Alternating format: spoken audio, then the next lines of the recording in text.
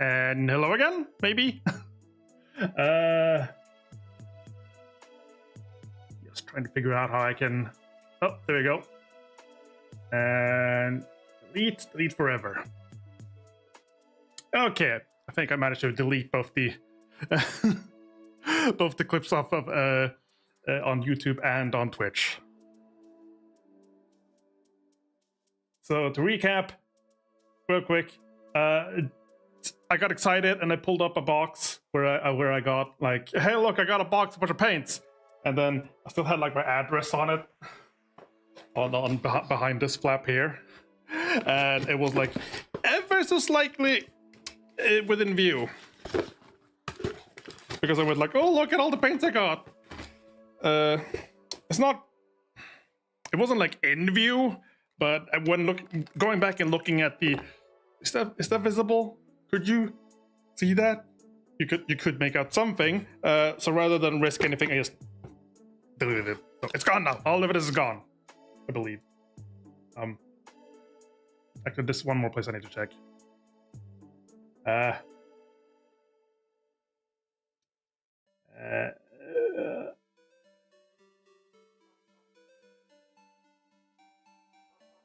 Is it stored here? I do not believe it is, but I'm gonna click here anyway.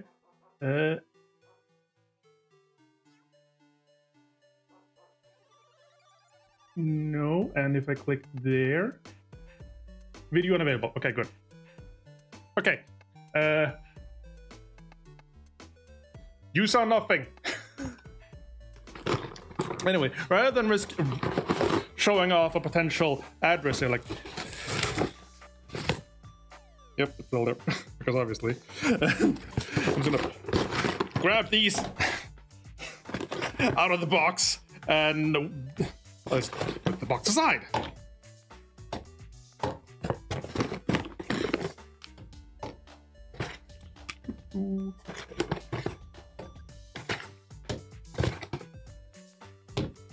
And last one, okay. And throw that aside. Paints. So let's see now. I got a bunch. So all of these are essentially the equivalent of the Citadel Games Workshop contrast paints. Camera, please. Camera, phone. There we go. I don't know why it does this sometimes. There you go. So it has these are metallic ones, which is apparently something like unique with the speed paints, contrast paints. Being an army painter has like created a contrast version of metallic paints, which is apparently like a very new thing. So these are those. Did I get anything else? Okay, I got a black for some reason. I got like 3 different greens, I figured, because plus the plague bearer flesh ones, I think.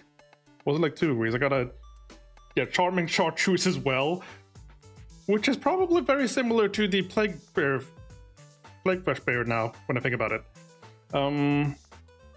Bony matter. A white one? I'm not sure how a white one is gonna work, but holy white.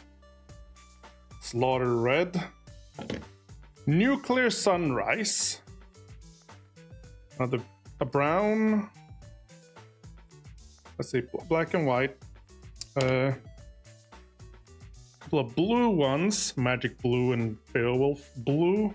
This one is very blue in the bottle. It's weird. Like, is this actually right? Because it like this.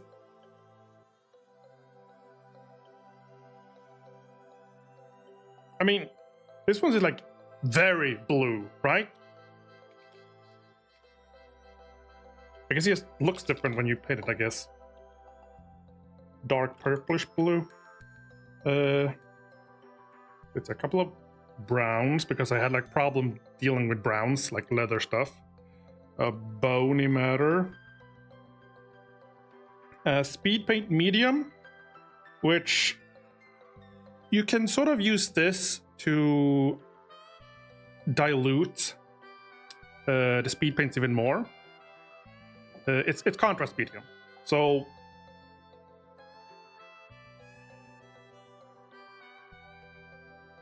sorry, I started reading. It's basically you can take a contrast paint and they basically turn it into like a glaze with this. So it's not an actual paint, but like you can do more things with the paint you have with this. There was another blue as well, Caribbean Ocean blue. I wouldn't mind like a whole bunch of other blues as well. I'll be honest, not blues, but like just contrast paints. Just more contrast paint.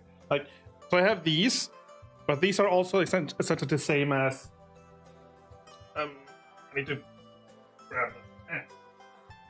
I don't have a lot of room to maneuver around like this. Is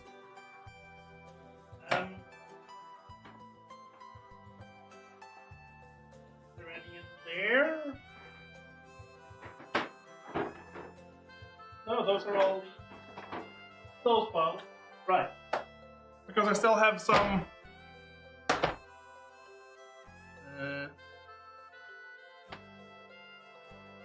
these the contrast? These ones.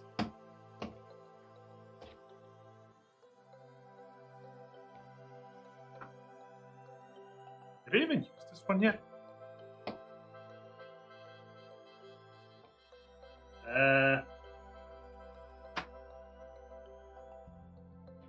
Yep.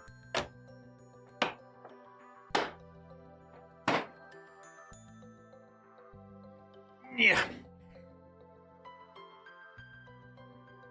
So these are essentially the same thing. Oh, this is a shade. This is shade null oil. Divide them purple. Yep. Sigma burgundy. And essentially, these are all used for like this method of painting, which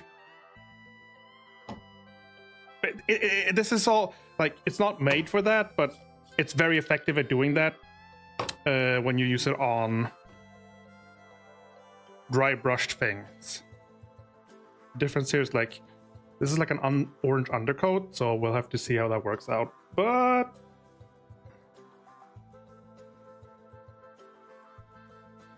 so for now, I did get a couple of different green ones specifically because I'm wondering like. So I did use the same green on the mangler squig, but that was just like happenstance. But I was wondering like, how would it work out if I used it on the other greens on top of the greens? And I think I read something about it.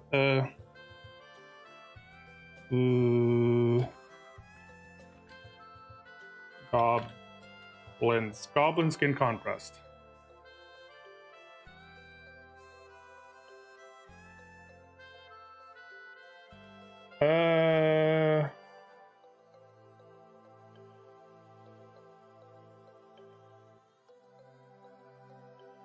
What have people been saying? Shortcut screen from Mario Painter.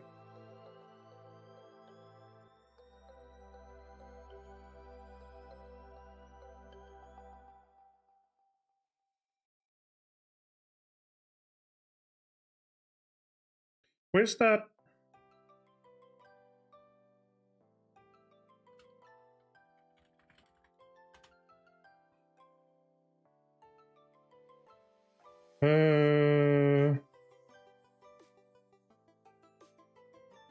Regular paints, blah blah. Where is that thread? It was a Reddit thread where people were discussing like contrast paints on the goblins, but I can't seem to locate it again.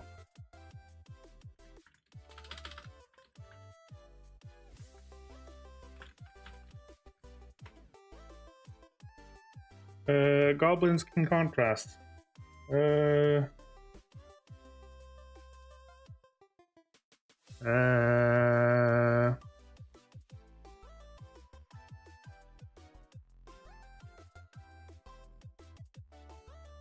Because while I like this as like a good starting green, it's also like a bit sickly, like it's meant to be sickly because it's, it's plague bearer green. And I want to look more like proper green. Which contrast paint would be best for?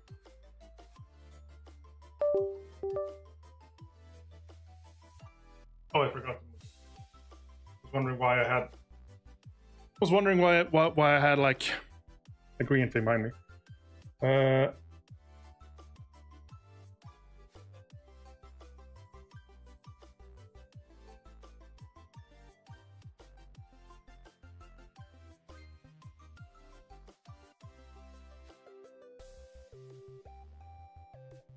Here's my gobbles.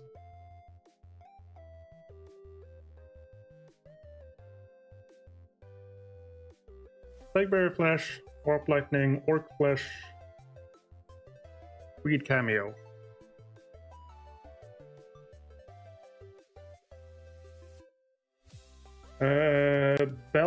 Bealton Green. Plaguebearer Flesh, then some Bealton Green. What is Bealton Green? It's a shade.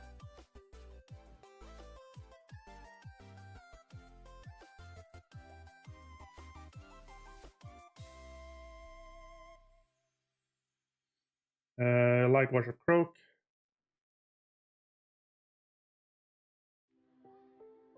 Yeah, like a lot of people like were agreeing that Plaguebearer Flesh is like a really good start. Sprack Scorpion Mantis.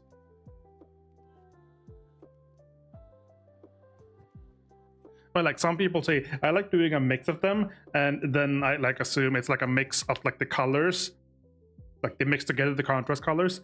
But then it turns out they use like different colors on each goblin, so they have like a row of like 5 of them, and each one has like a different skin hue.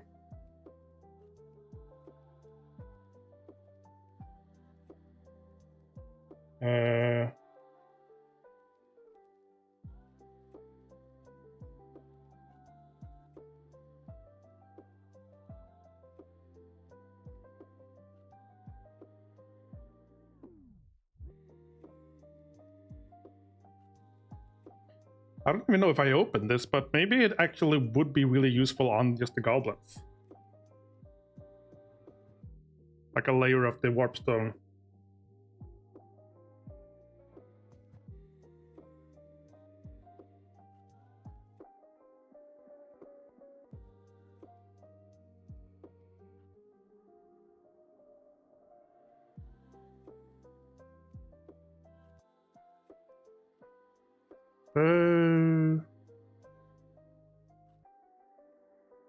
This method.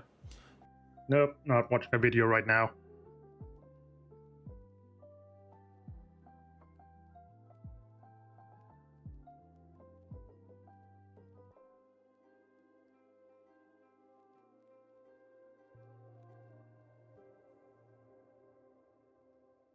We could try with a both.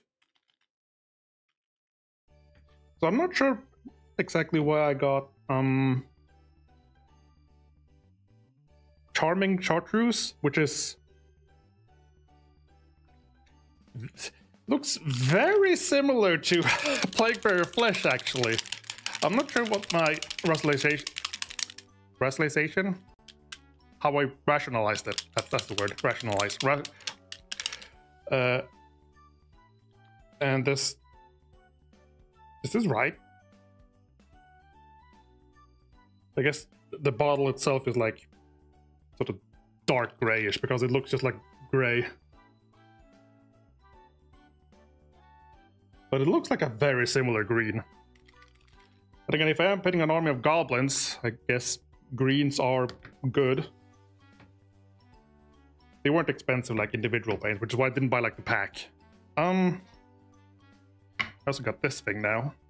Just because turns out it's not great to use a wet palette for contrast paint because the paint just like drains straight through.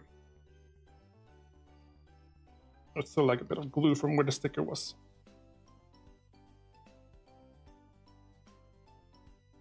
Oh, and let's get up. rub this bit off.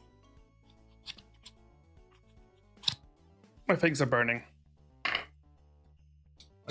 My fingers. Get some expired small amount of hand disinfectant.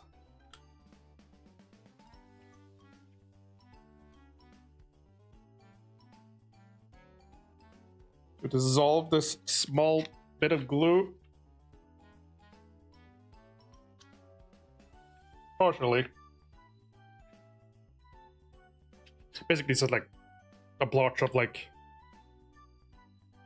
glue.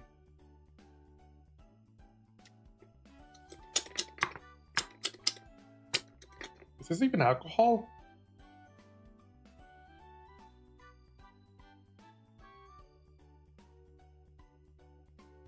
Like there's like none left. There you go.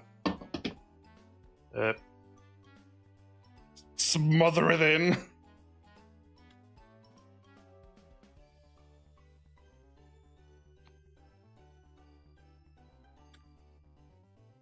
I'm doing everything but paint right now. Butt paint.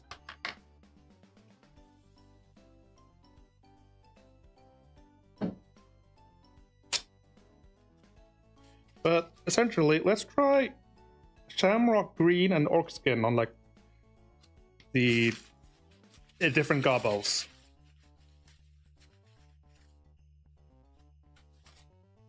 Does this even work?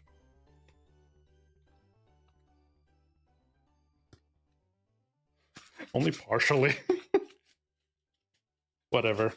Dry it up now, so it's technically cleaner. Okay, so first off, just gonna to the side.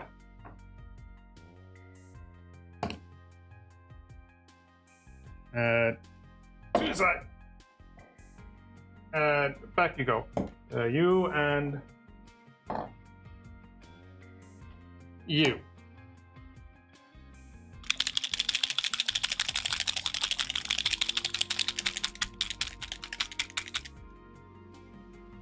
Let's see, shake well.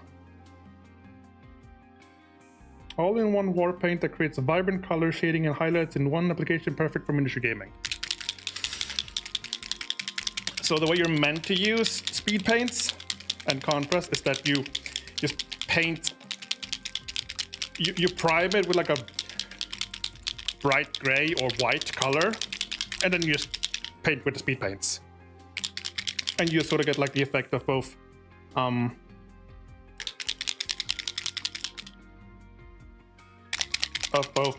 what are you doing? Of both like a base paint and shading with highlights, which normally is a lot more difficult to do. Okay. Well, let's try Orc Green, I guess.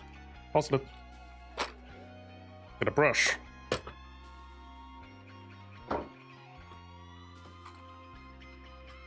Not gonna really use the palette right now, but I guess have this over here. A bit of paper.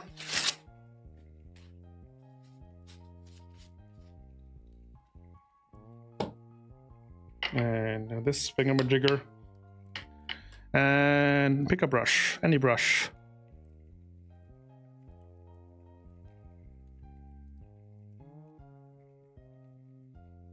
It's the one I used last time, I think.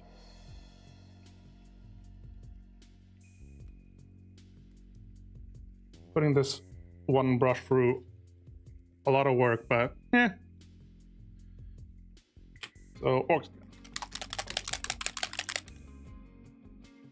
so the reason you don't want to use it on the wet palette is because this is basically just, it's very, well, liquid, so it just like sort of goes straight through it. This is overrunning.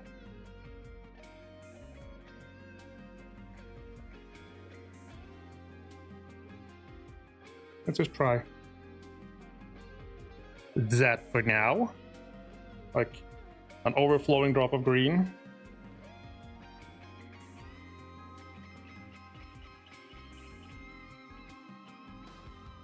And who do we pick? Eeny, meeny, miny.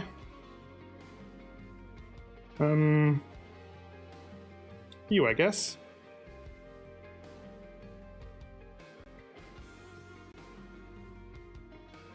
And here we go.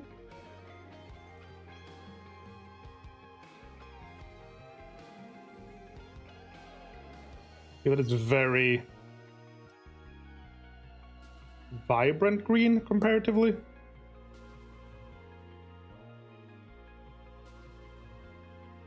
I was hoping it wouldn't take as much, but maybe that was a mistake of mine.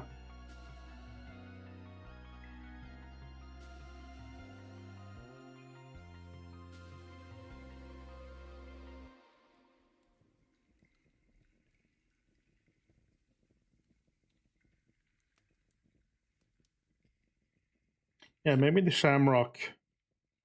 It would be better. Like it's like get a little more green, but not like necessarily just turn it into like an entirely new green.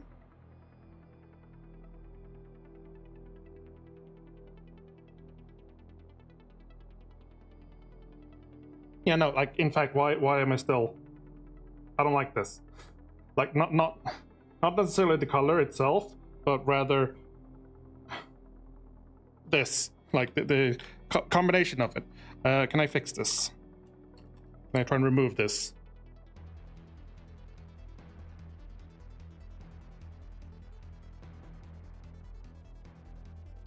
Like moisten it up immediately. I don't have the soap right now, do I?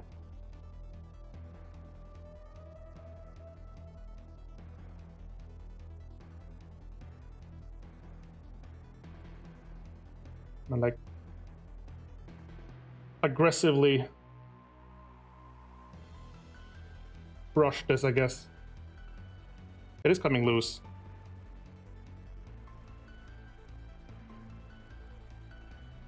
Actually foaming, which is weird. Is that weird? I think it's weird.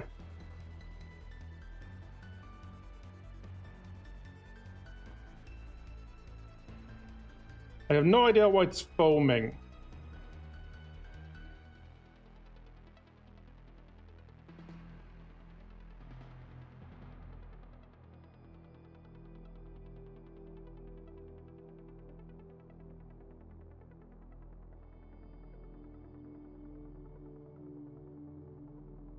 I wonder if I'm like peeling off the...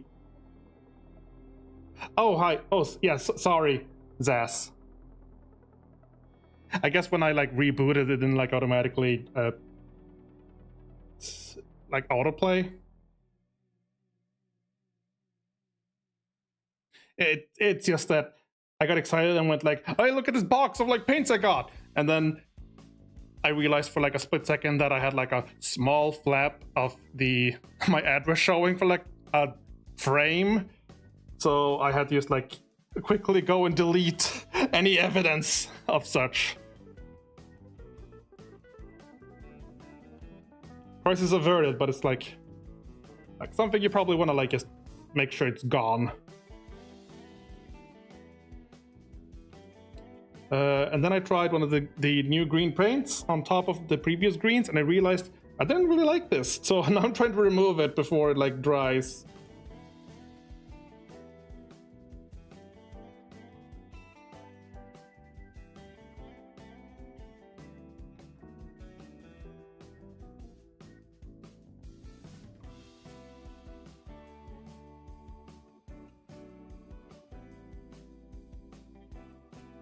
Maybe?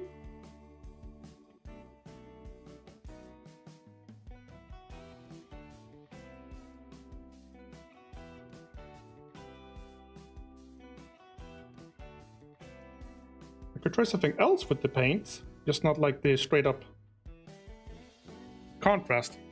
I showed these guys earlier. I mean, these are the same ones I painted before, like they're just not done. I'm just experimenting with stuff.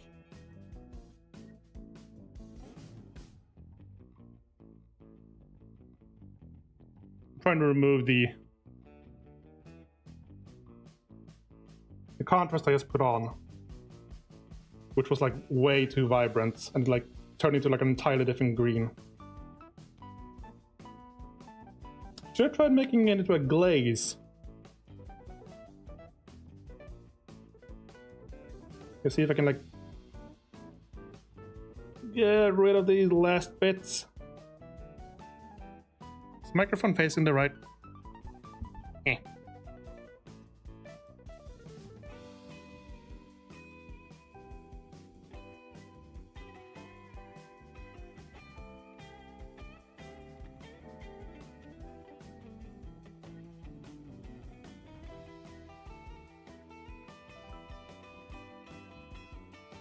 Come on, loosen up. Being very rough with this very cheap brush, so that's, I don't care.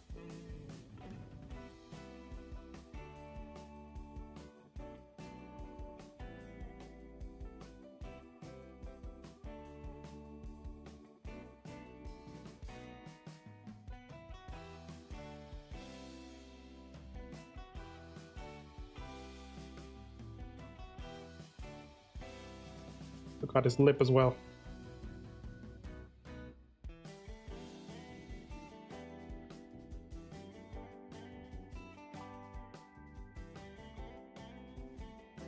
I ordered a bunch of these paints, and I figured I wanted to try like this new like brand of paints. And then I was comparing prices on where they were available. I found like a new shop, apparently. A Norwegian shop that's open in Sweden. Had a spel.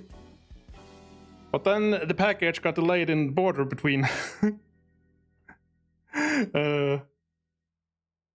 between Norway and Sweden for like a week for no reason at all, other than apparently it's Easter and that somehow affects like individual orders.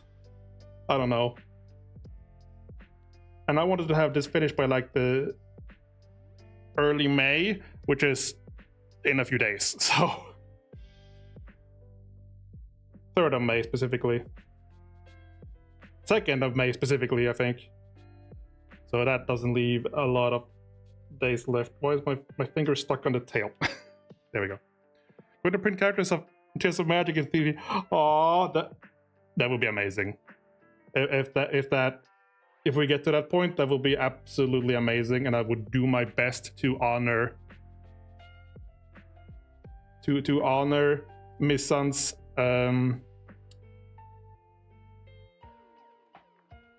artistic integrity of how the character looks, but with a real medium.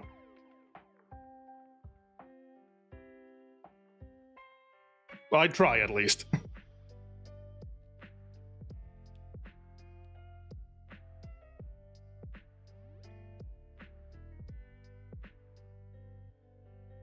Deal. I accept that deal.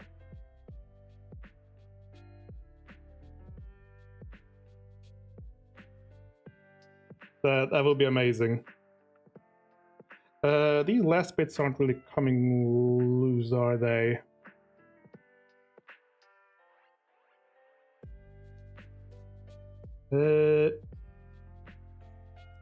Maybe if I just... At this point, just like try and paint over it with like a little bit of Plague Bearer flesh again.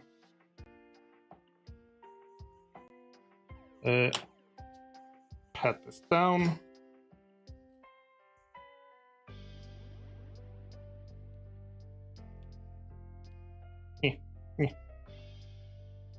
In fact, it looks like I even like somehow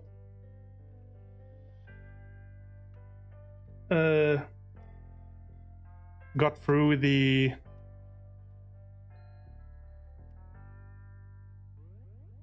oh god got through the Plague Bearer flesh. Okay, where's the there?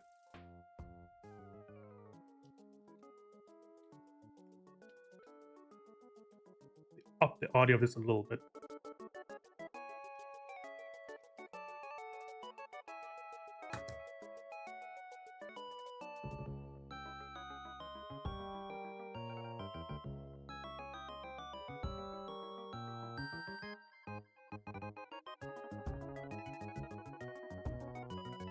Yeah, I realized I lowered the volume a bit, and I realized it was way too low.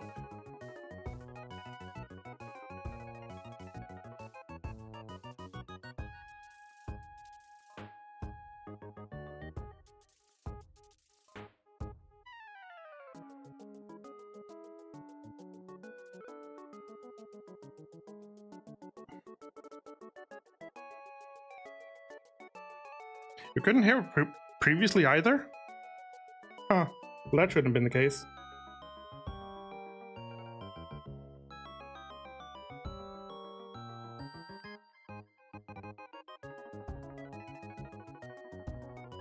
Okay, this isn't ideal because it's still like showing. I'll up it a little bit more actually.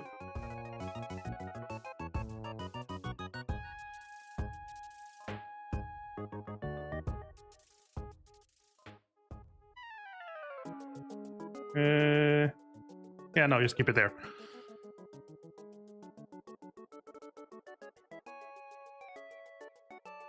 Okay, no, I need to get a little more creative because that green is like really blaring. I need things.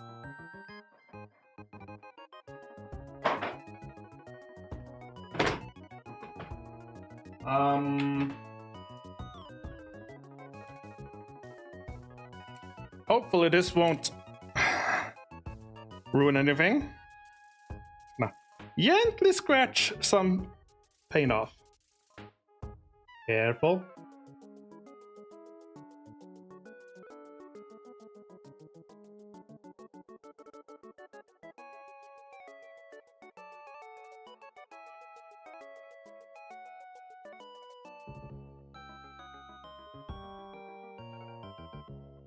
Did I get any?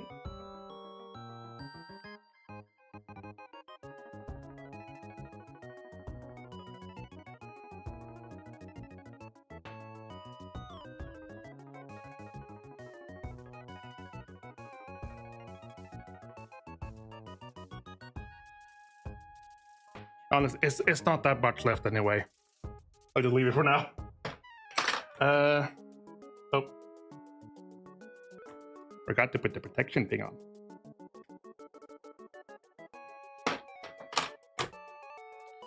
Okay, how to proceed though?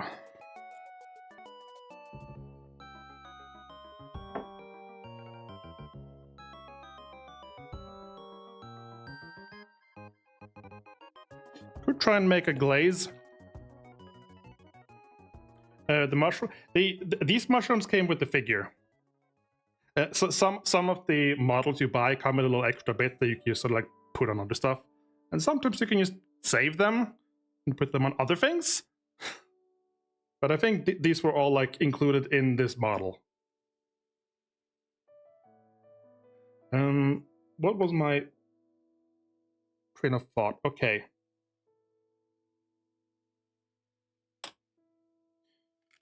So let's try the medium. So let's try the same thing, but with speed paint medium. Does it say how to use this? Or is it just like, it just says it's like paint? Quick Google. Let me place. Yum, yum, yum, yum.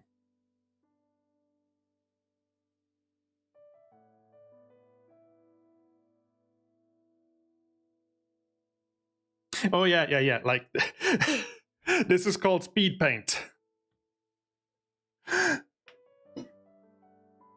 It's basically it's the same thing as the contrast paints that the Games Workshop use.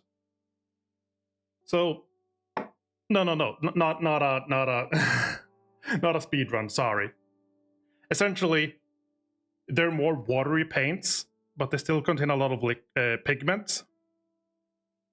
So what happens is that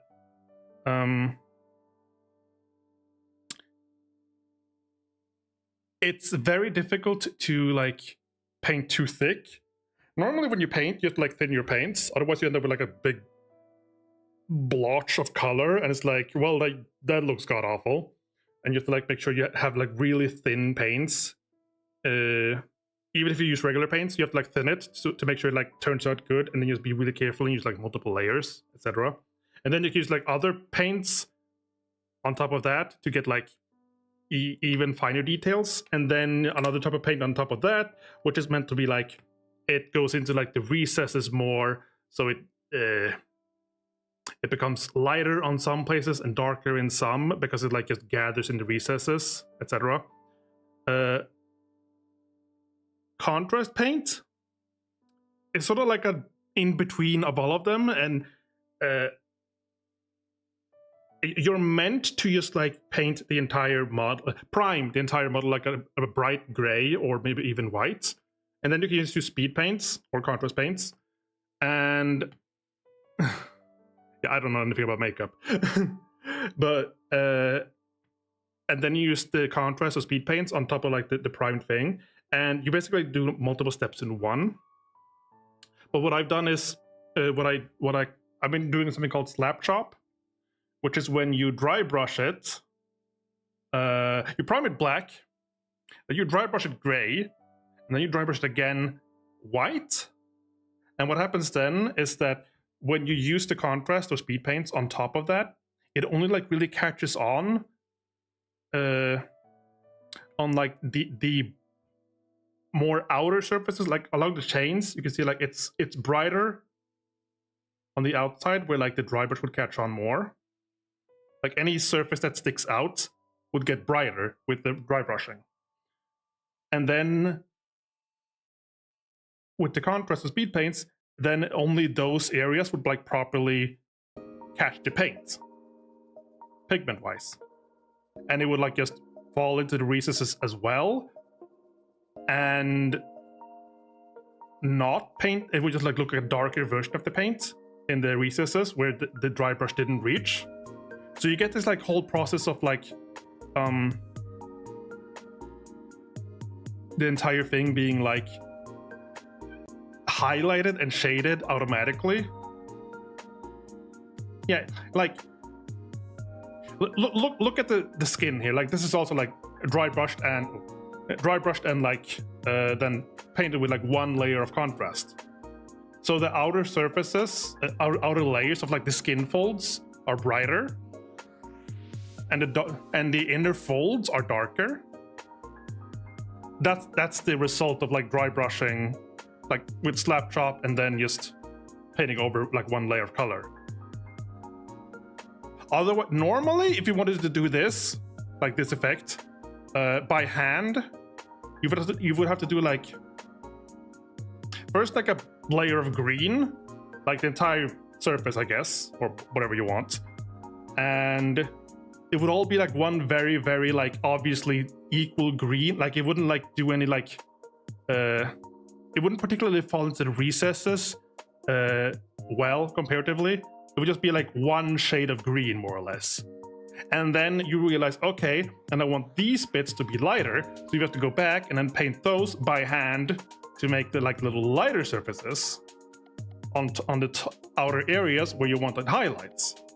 You would use a lighter green on that, and it just ends up look like it's multiple steps more that takes so much longer. And this is like a shortcut that just like skips multiple steps very, very easily to get really good results.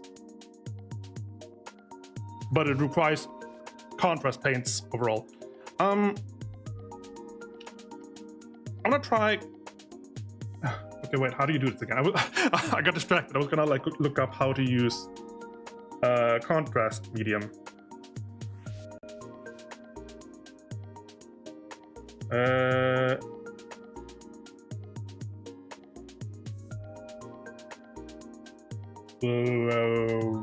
Wow. Speed paints are designed to not need to be thinned. Blah blah. Speed the medium to make the colors lighter. Otherwise, you can use them straight or the thinned. Oh, my phone keeps doing that. Oh, Bear Quiz said it couldn't be here now, so I asked them Oh, what if I put up like a spiritual, a temporary PNG of you to be, so you can be with us in spirit? And they were like, yeah! So we have a temporary bear mod PNG.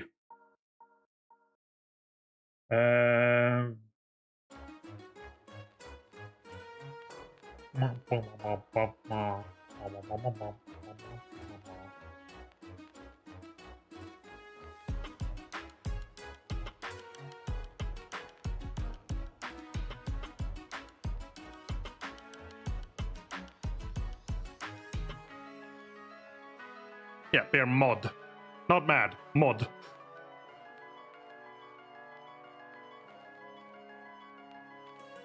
How to.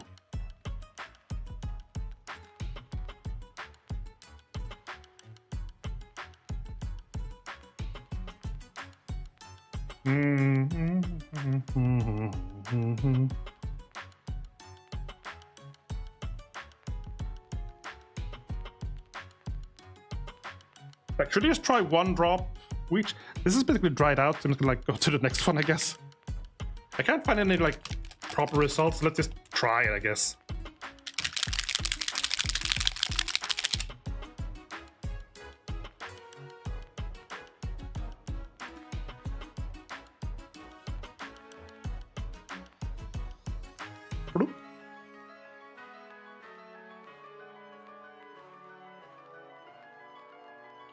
And then medium.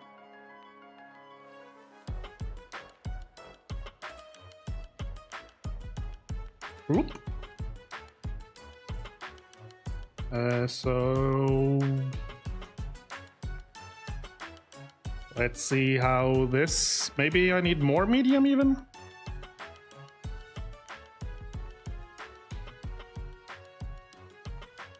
Or I'm just like really careful like that. Let's try this again.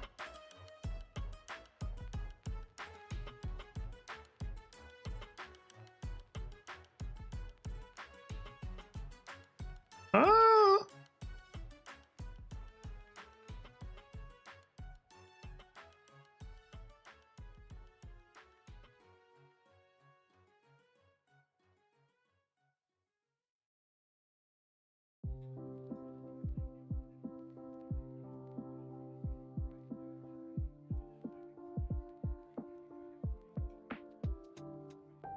Yes? No?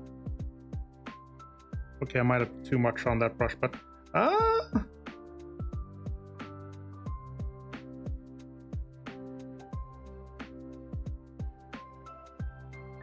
okay, now I think this is more of what I was looking for.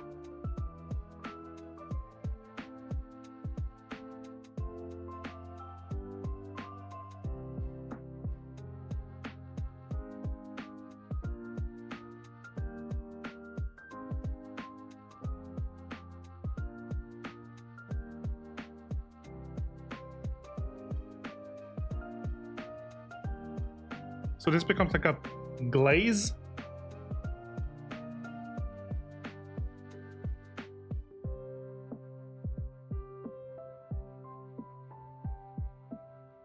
I'm not sure if I should have maybe used this on top.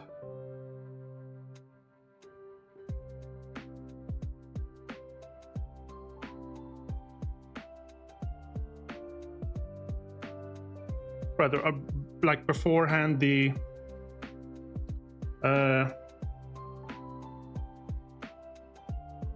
before the plague bearer flesh.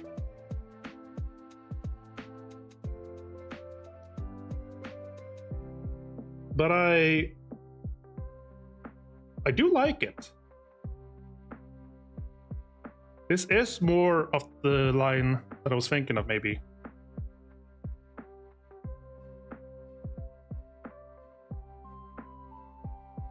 I'm still curious about the shamrock green, though. Maybe there's a different green. It's a lighter green. Could try that as well. But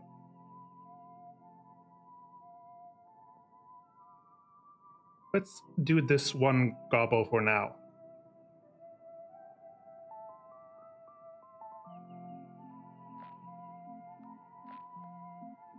Like when I tried to use this the orc skin paint by itself without the medium. It was just like green.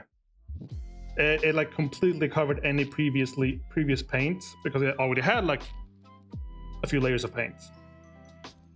Whereas now it like more like melts them together and creates like a new paint.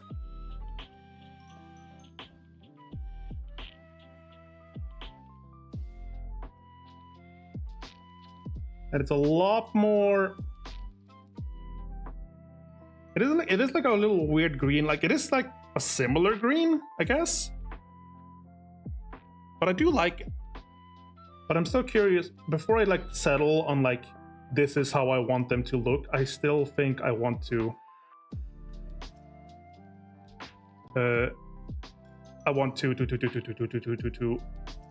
try the shamrock green as well.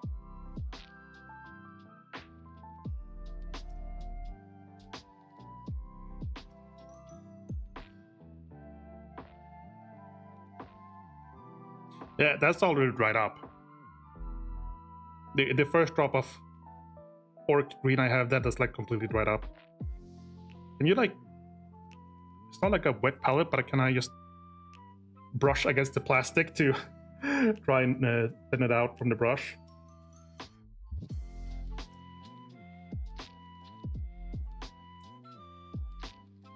Because I have had like a problem with like... I try and make the goblins look like green, but they all look like just like a very pale green, and then any attempt to highlight them would just be like another green on top of that. And it wouldn't blend at all and it would just look god awful. Whereas now all of a sudden that's like a good green. I should point out also, I have another green, contrast green, which might be very similar as well. It might be a bit too dark even. The warp lightning, no, it's gonna be too much. That's like a potential, yes, but it will be too much. Like that's not even slightly darker green. It could work as a glaze, but I'm curious how the shamrock green... We can try it on the snotling. Just a drop of shamrock and a drop of medium. And try that on the snotling and see how that turns out. So don't get like an immediate like this is... Or maybe I should use it on this gobbo.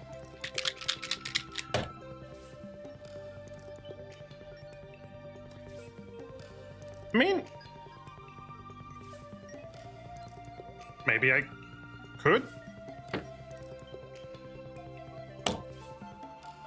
So I was looking at some other people, like talking about contrast paints and how they like to do their goblins. And some people said that they like to do like they have like a whole bunch of goblins, but they're all like slightly different colors of green. Maybe I could try that. Yeah. Yeah, like every goblin isn't the exact same green. They like randomly just like a different tone of green. So we could try this one as well, and this. Use the Plague Bearer Flesh as a base for goblins in the future, and then just use a random assigned green of these three, and we can try that. For now, let's try this one. Shamrock Green.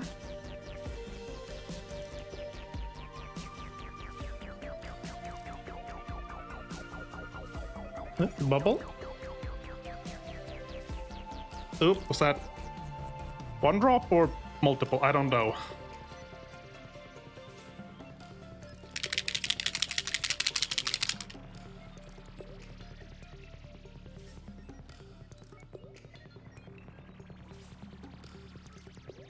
think it was 2, so I'm gonna give it 2 drops of medium. Equal it out, because it looks like a lot more. Well, of course it does now, because it got like even more medium, but...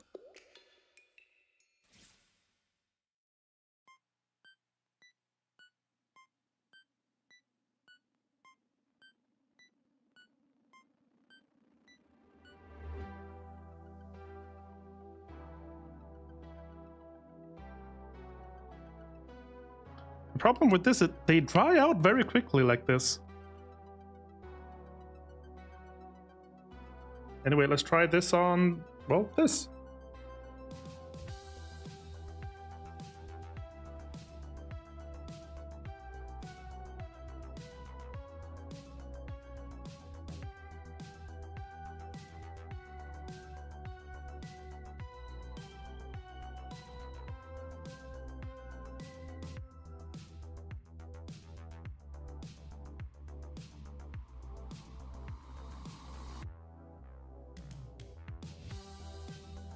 Yeah, like...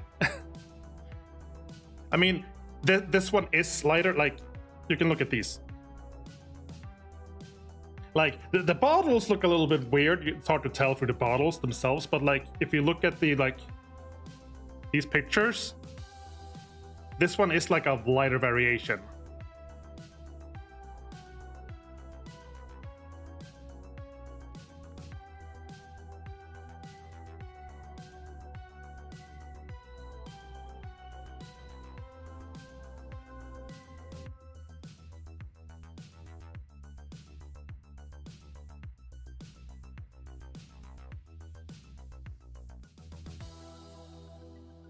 And I think I indeed have found like a proper good way to do my goblins from here on out.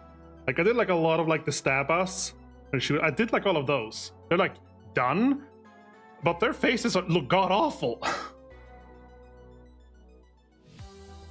Because I had no idea how to paint.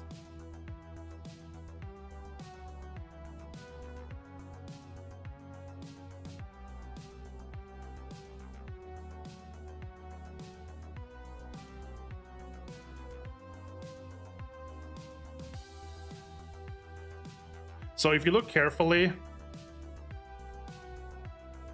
the inside of his face, I could like barely reach in with the dry brush when I was like dry brushing the entire thing. So there was like no underlying white almost there, which means that like there's no place for the color to catch on. So even if I like paint with this now, it's like really dark there, which isn't like, it's not the end of the world, but it's like quite a bit better. I got some green on the wrong place there.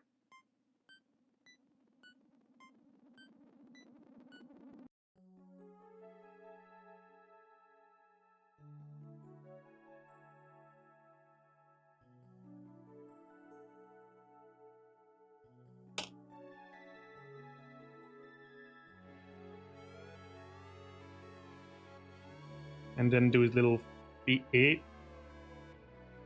feetsies.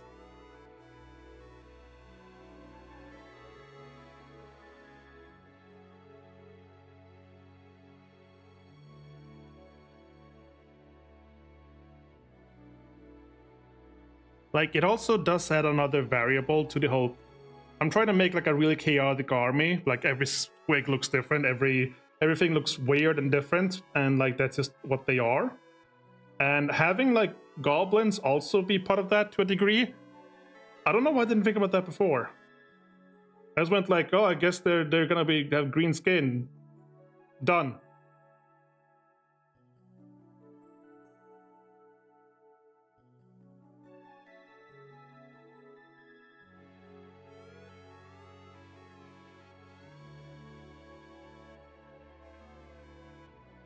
It does dry out quickly on the plastic palette though.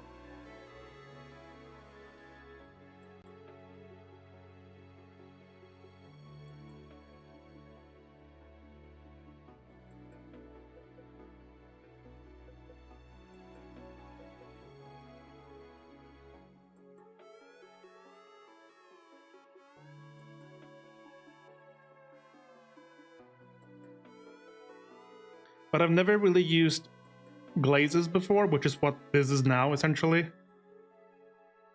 I've tried to do the glazes with like water, and it's always miserable to try and get it to work.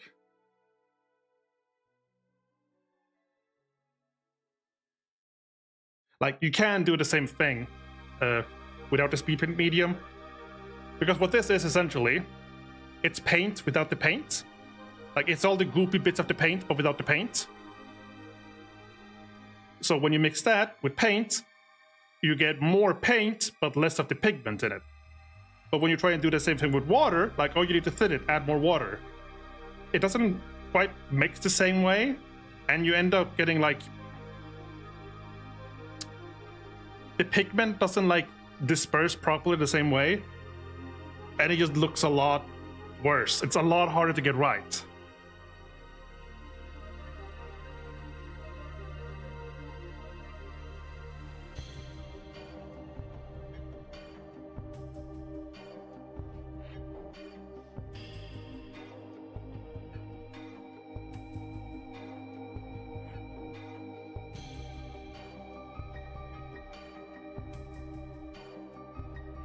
I do wonder how you keep these from drying out, because like that first one is completely dried out.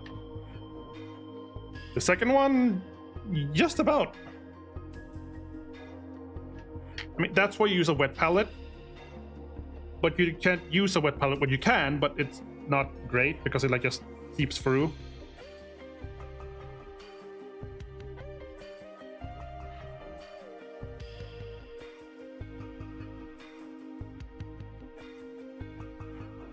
I've never run into this before because with the Citadel things, you sort of like use them straight from the bottle,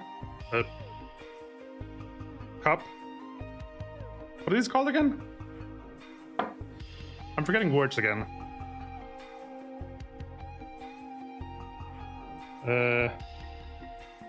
Not bottle, not cup. Bucket? No. What's... Oh my god.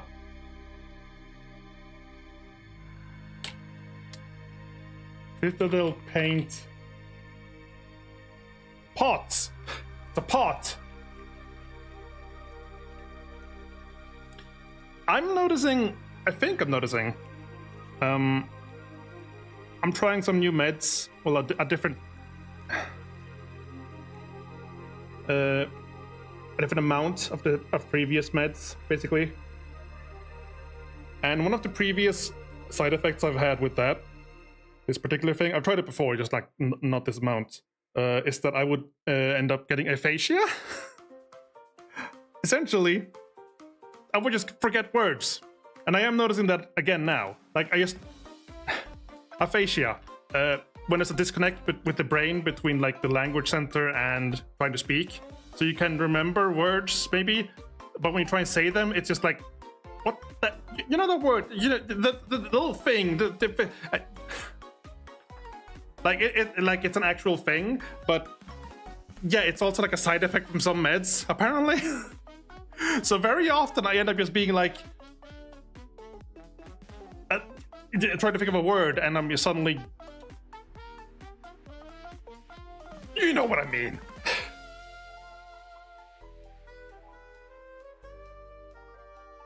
Like, I met people who have like really bad cases of that, and like they can't like speak. Like out of like 20 words, maybe 2 of them were like actually related to the sentence they intended. And it's just incredibly frustrating. Like, to a small degree to listen to, yes, but like, when I meant rather, it's incredibly frustrating to like go through with it, because you have words in your mind, or like rather the concept of a word you want to say, like the meaning you want to say, but when you try to say the word for it, it's just like 404 not found. What would I do if I wanted to paint a scar? A scar. Well, so first off, it's harder than you think, because trying to get like a good paint of the scar on the model Depends a lot on like what's available on the model itself. Like here we have a chain and balls, so you just paint them the correct colors, and you get the obvious chain and balls on them because they're physically there. But if I wanted to paint like a scar on them, there's no physical scar. Maybe there is. I don't know. Like for now, there's no physical scar on the model, so it would just look like a very superficial scar on top of it. And honestly, I don't know how I would do that. There are probably, yes, there are like indeed methods to do that. Probably a lot of people probably do it somehow. But I don't know. I don't have a good answer, I suppose.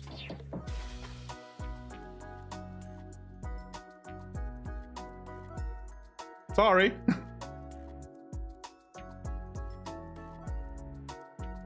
It was like incorporated into the physical model somehow. You just do the colors, but I could attempt the colors, but I have no method to make it like look good physically other than the colors themselves. And that would just feel like forcing it.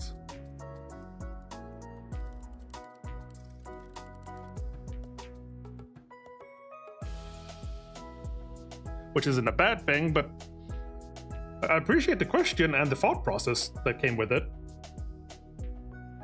But sadly, I don't have like a good answer.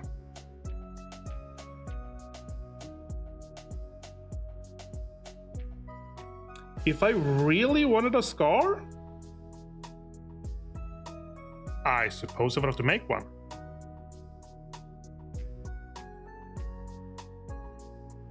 I could just grab a knife and start gouging into it, but then it becomes a matter of how to gouge into it with a knife and make it look realistically like a scar in the model and not like a superficial like damages. Like it would have to organically look like part of the model, right? And not just like a outside force that's touched the model. So it would have to work with the model somehow. But okay. As an answer, as a partial answer after a lot of thought, it will be to somehow physically damage the model to make a physical scar on the model that you can work with. But that would require well, work. There is a way to work on that further. A little off to do it specifically for a scar. I'm not sure how to go about it, but there is like, I even have a bunch I haven't used, stuff called green stuff. It's literally called green stuff. And what it is like, it's somewhere over there, but I'm gonna, yeah, I can see it from over here, but I have to get up to reach it. It's like a yellow and blue like clay strip. They come together in like a pack.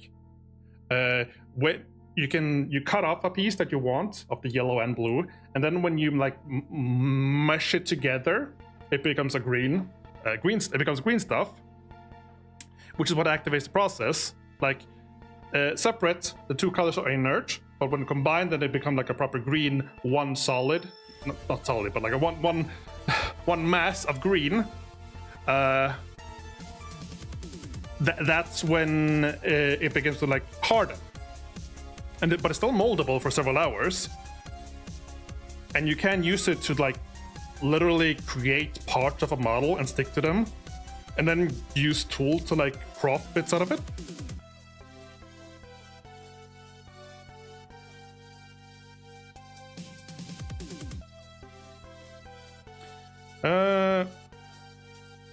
Could be paint with a thicker base. As a base, make the scar by scraping the base will not dry.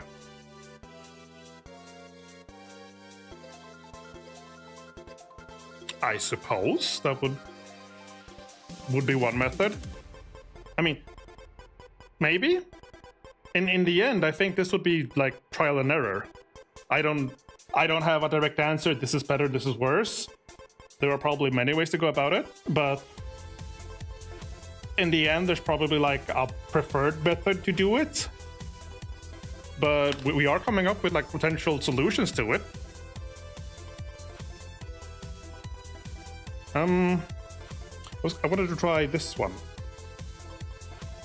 So we have like, so they look sort of similar, I guess. Sort of slightly dark. This was slightly brighter. But let's try this, which might be even darker. Yeah, like if I can remember.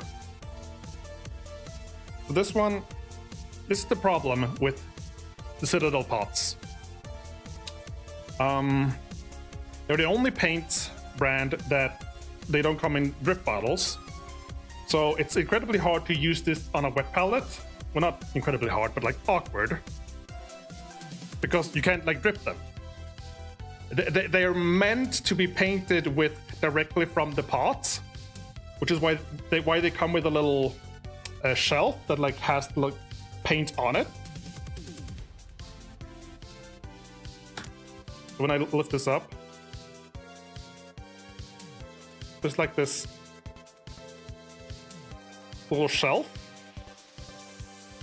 and I can scoop up. I can scoop up some paint and try and get it on there. Get an equivalent of a drop, maybe. And shut it. Try and get so much paint on this as I can. Clean it off because I got way too much paint. I got paint like into the metal bit, which is bad. I mean, this is a really old brush. I'm surprised I'm still using it. It's one of my first brushes that's been like actually useful for a while, but it does need replacing. But I just got like paint into the I don't know what it's called, but the roots.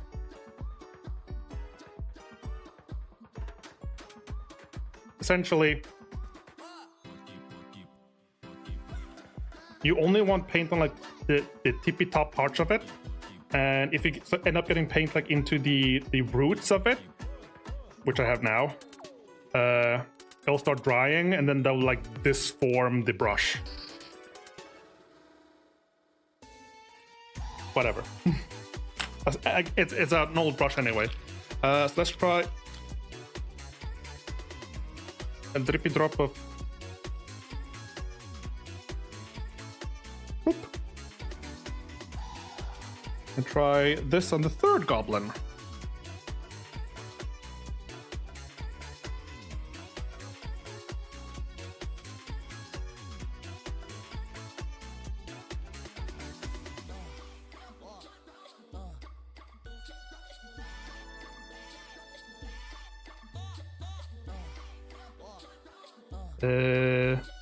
Let's see how similar it looks, I guess.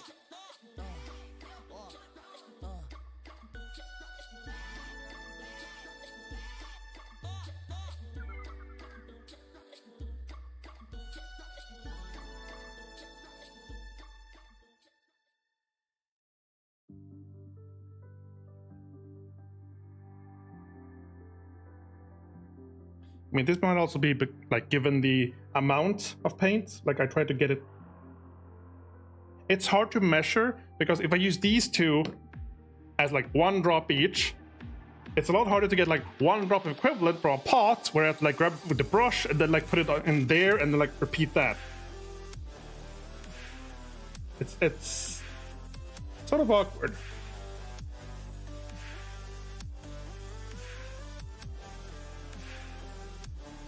I'm not sure, like, is this the equivalent amount? In fact, I think I messed up, like, the shamrock green, like, the amount I got on it.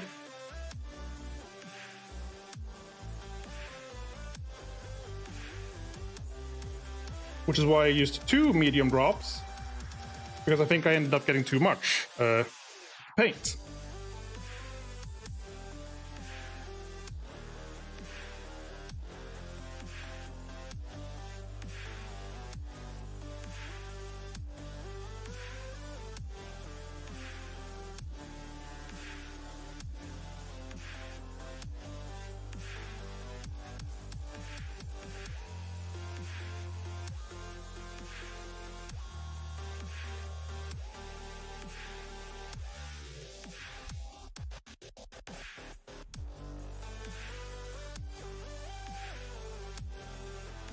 I think I like this one the most so far, actually.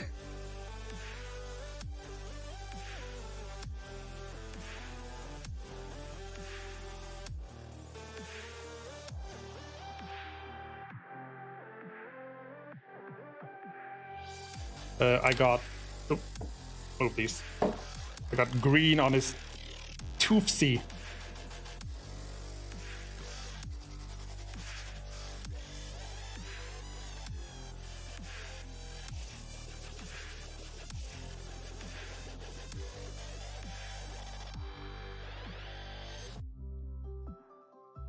I'm sure it'll be fine.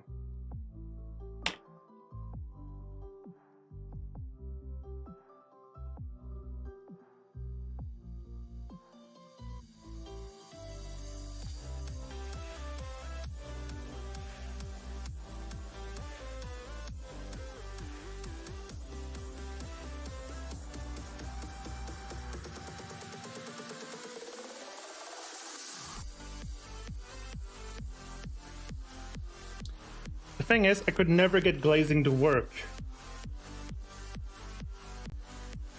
Because how I glazed was... Okay, here we have blue, and then we have orange. Now, do I just put water and try and mix it together until I get like an in-between, and then use that, and then we just got awful. But if you do this instead, it's like a massive difference. Well, I'm talking about blending, not glazing, but still. What about using blood stains in the weapons? I'll be honest, I'm not like, yeah, that's like that's a thing you can do for sure, but I'm not a massive fan of it.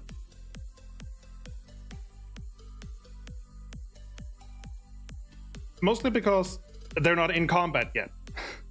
A big reason why goblins exist is because goblins, they haven't made it into combat yet. They die very quickly. It's very rare for a goblin to live more than one battle, so to speak.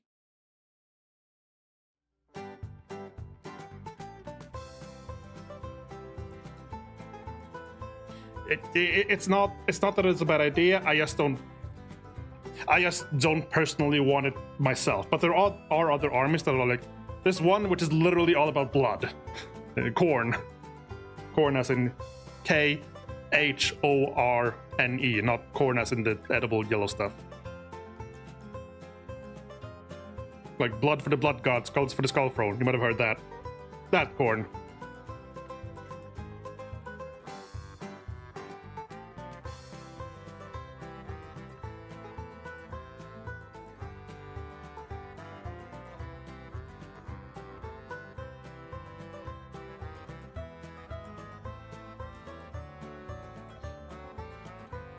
But there is like an actual like paint pot you can buy called Blood for the Blood God, like literally, which is literally like a red goop made to create blood effects. And then even beyond that, just to like showcase, I know some people do like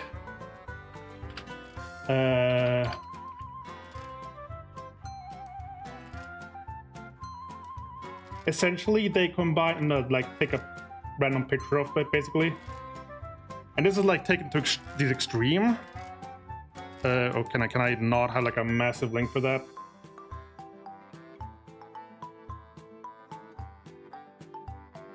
Fine. Basically, here what I think they do is they take strands of like a glue with a little bit of red on it, in it even, and you just like drag the strands of glue between like the like parts. And then like maybe even like drip a bit of like extra red on certain places for drops. It works for that faction, but that's not something I would use on. But that's not something I would use. Not for like this faction.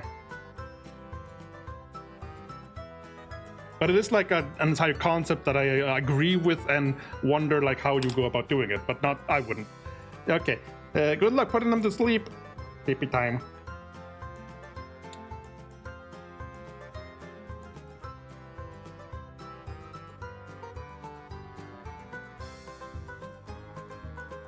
little more green there.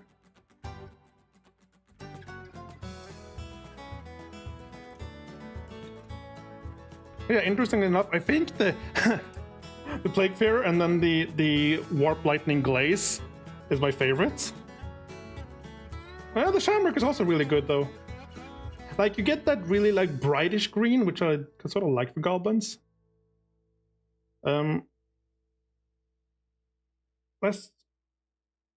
Oh, can I use that before it dries up on the other?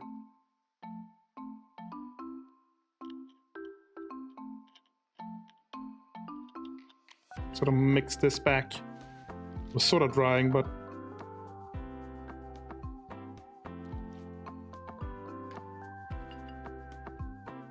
you do one of the snotlings.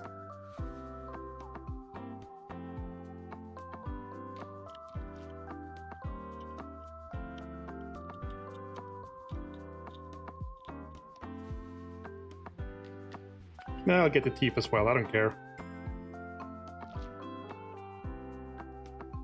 Snotling's got green teeth, sure.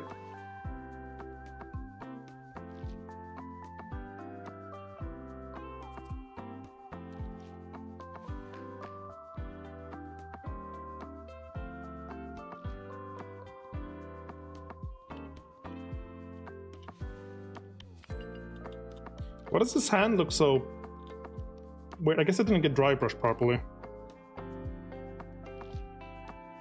It dries a lot like brighter than it like paints, which is, well, I just painted myself green.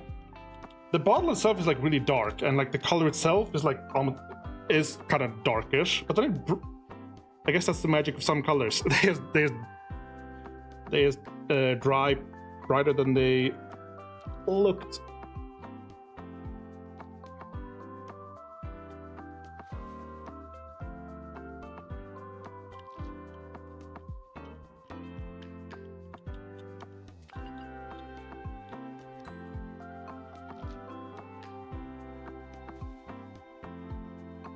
For reference sake, maybe I'll try that really quick on the other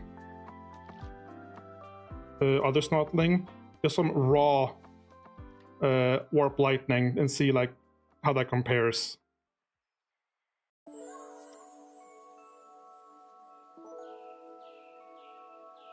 And then we're ready to remove it real quick.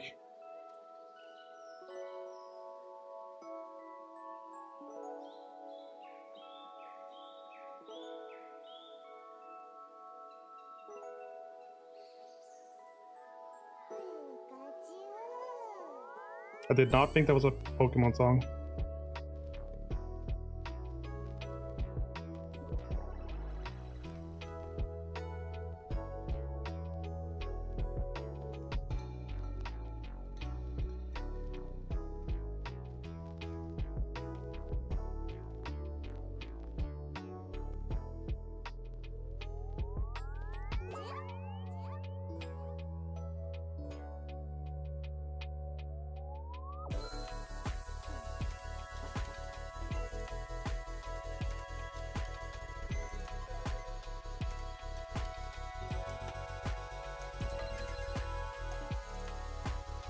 Oh yeah, the back of the hand. I was like worried about it at first, and I mean, it's still, I still sort of missed the dry brushing, I guess, but like it's.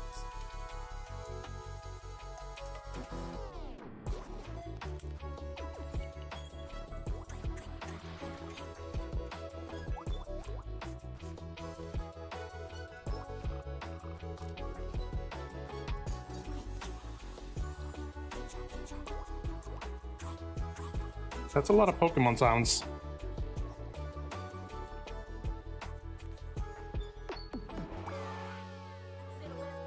Okay, I did try the orc green raw, and it just like completely covered up like the previous colors, and we're like, nope, way too much. And I'm like sort of wondering, am I forgetting how it used to look before I did that? So let's try the same with Shamrock Green. Just like a drop of Shamrock Green and just try that raw, and again it does dry difference.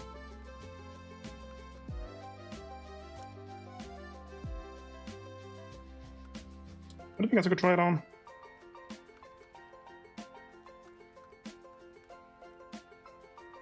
I am gonna cover up the squig. You know what? That is some decent points. Thank you, me. Oh. Why is this overflowing? It's the same green. It's like a big, obvious spot.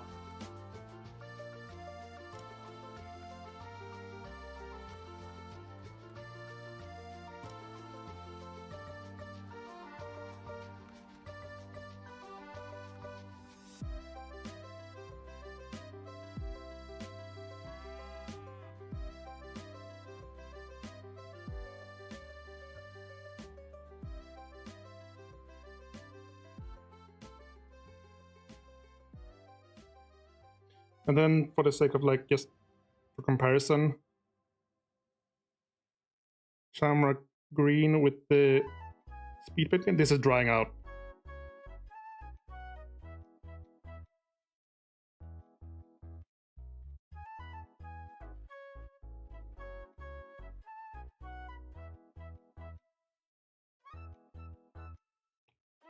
That is like dried out now.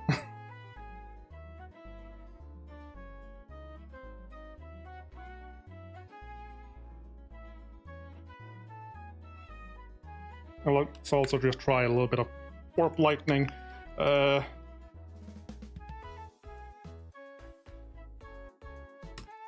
end up like a blotchy squig. And just a little bit of... Ah! Don't do that!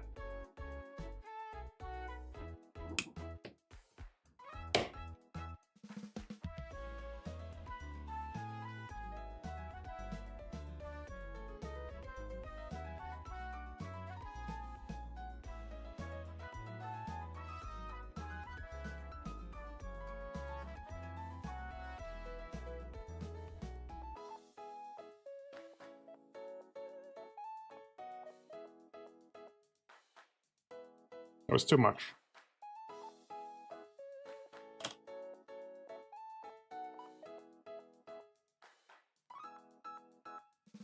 Dad! Phone!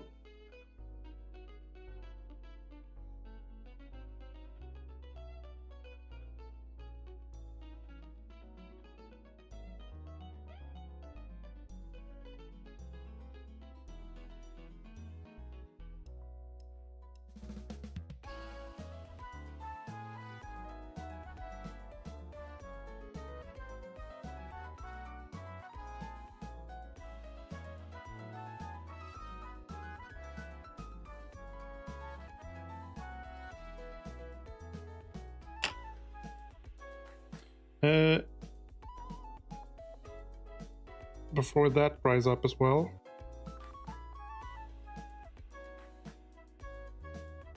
Warp lightning.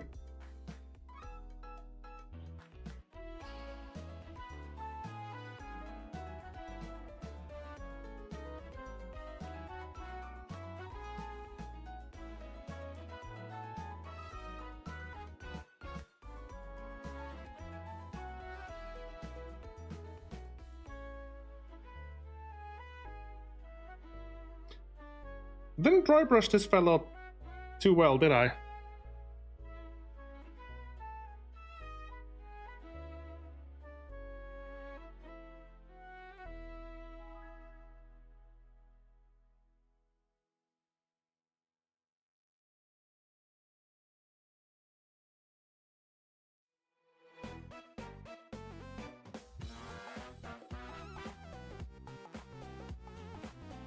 Well, I couldn't exactly reach too well from certain areas, but...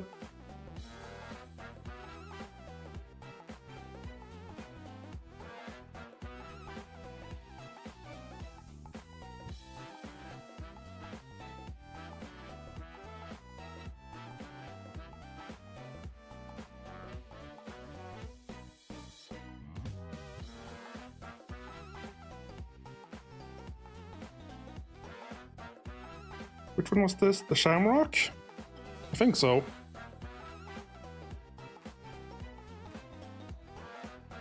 The orc skin? No.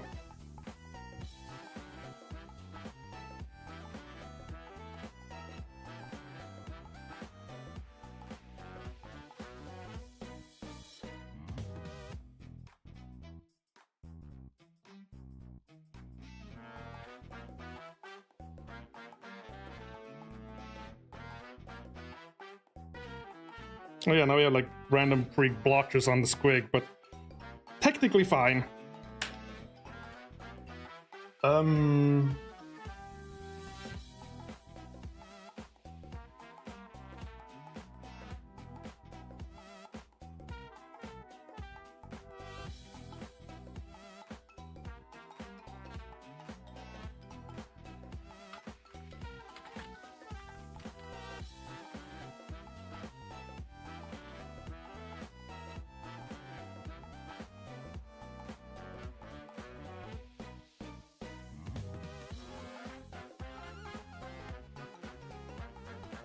It's not, I mean,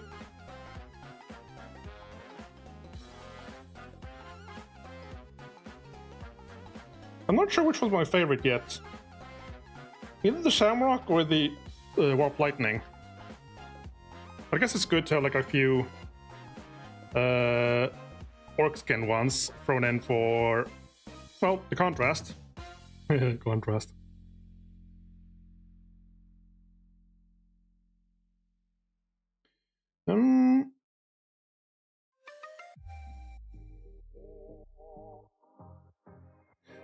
I did pick up like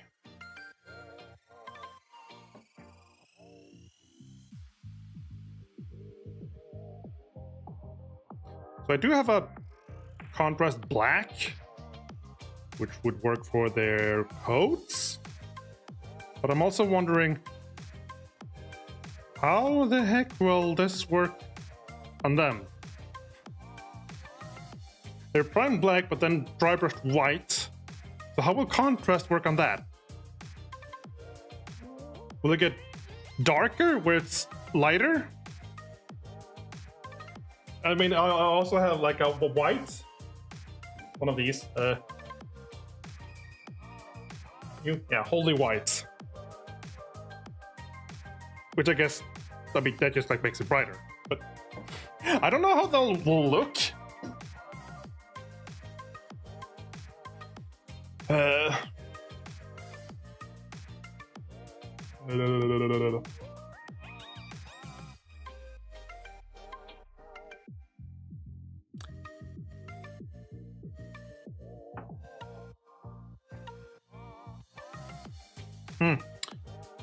I might. Okay. Any other goblin skin? Like, I think we're done with the greens, I guess, for now. So I might as well just wash this out. And we could have a look-see attempt at wherever they are, the metallic ones. They are broadsword silver and brazen copper as contrasts.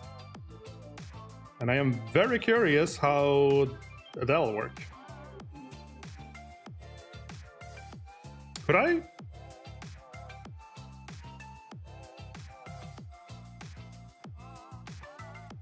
What if I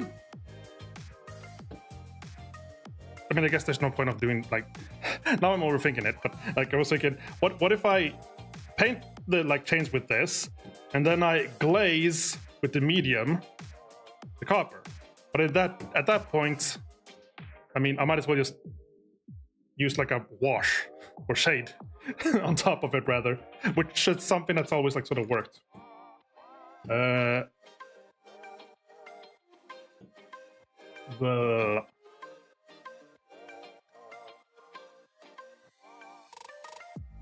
I do like how the goblins are turning out now compared to my 0.1 goblins. So I think I have some here.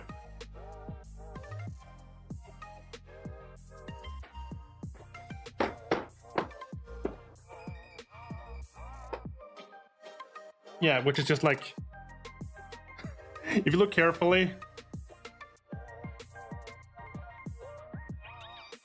like it's just like a layer of green, and then my attempt to like highlight it in a new way, that's just, I just tried to carefully apply like a thin layer of other green, but it just looks like it doesn't blend. You can see the fingertips, and it's just like paint on top of the fingers. He just looks like he's got paint on the fingers, not like those are his fingers. And also, in the end, I didn't really like these one looks like a lot more vibrant, more fun, more magical, goofy. Whereas these are just like a boring green. There is like a very large difference.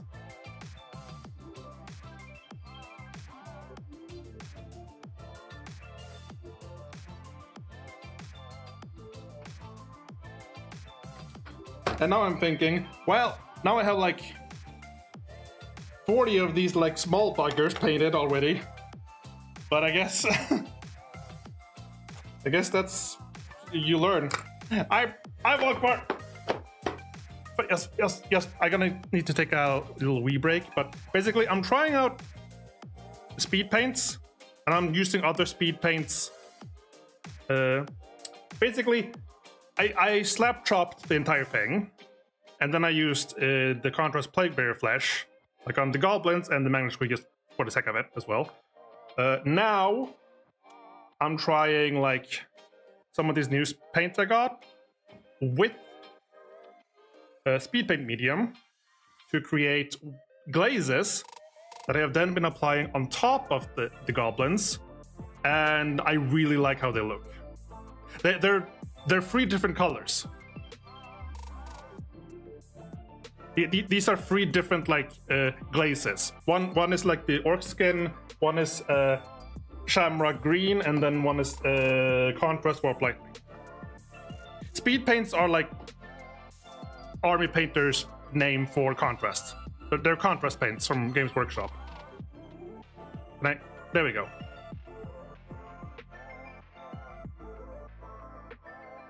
So those 3 goblins are 3 different like glazes.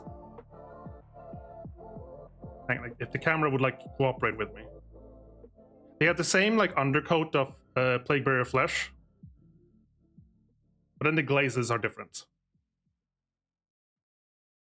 And I need to go on a quick break, but I've also so here's something special, because one of the special things with the contrast paint, the speed paints, is that Army Painter Speed Paints has a line of metallic speed paints. Metallic contrast paints. Which, interesting to see how that will work. We'll try after the break, which is now, because I need to go to the bathroom and get a drink. Let's see. Okay, while I do that,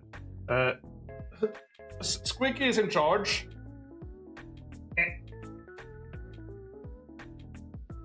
And hang on.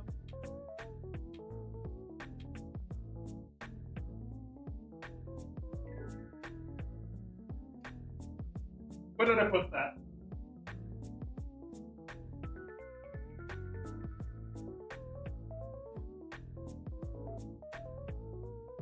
I lost it.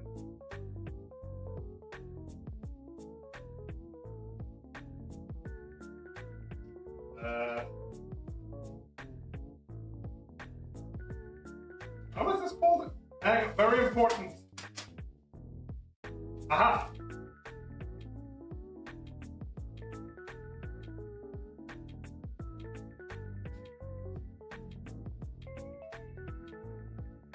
Something to entertain yourselves with.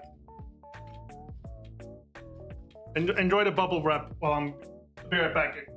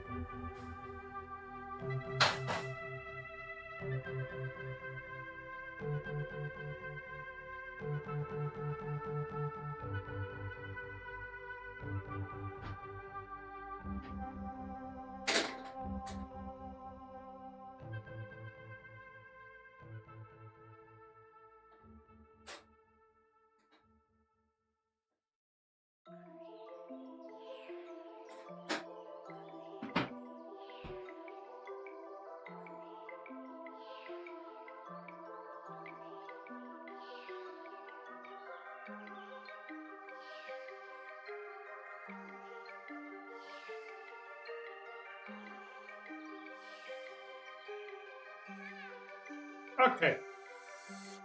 Got a drink. Went to the bathroom. I forgot the paint. Forgot the palette. Forgot the palette. Cleaned it out. Away with the bubble wrap.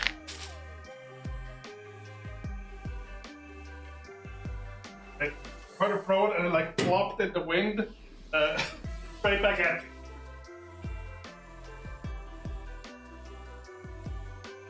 you. Okay. Also bumped into the green screen. I should hang that up. Right now, it's standing on like two legs, sort of awkwardly hanging behind me. But I could just hang it on the wall and skip the awkward legs. I need more drink. Yeah.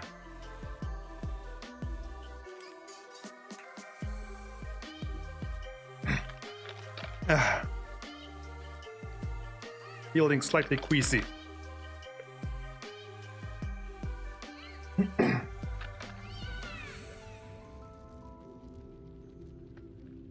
Yeah. Not sure if I need to drink or not. I've been feeling a little bit weird all day for a number of reasons.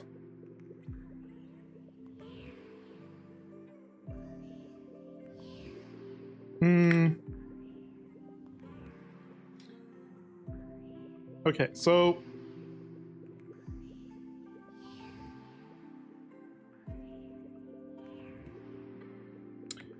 we have two paints. Broadsword silver and the poison copper.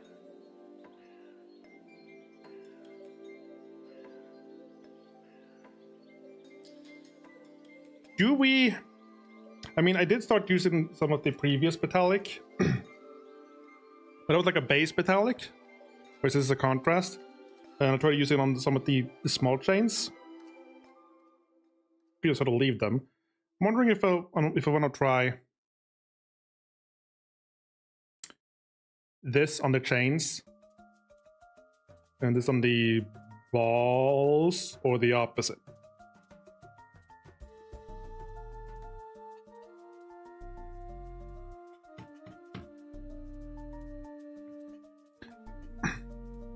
So I believe those are leather straps. And then there are clasps. But do we do?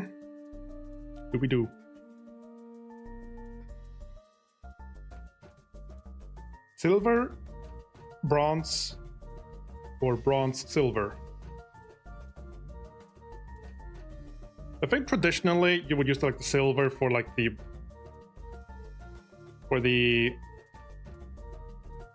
chains,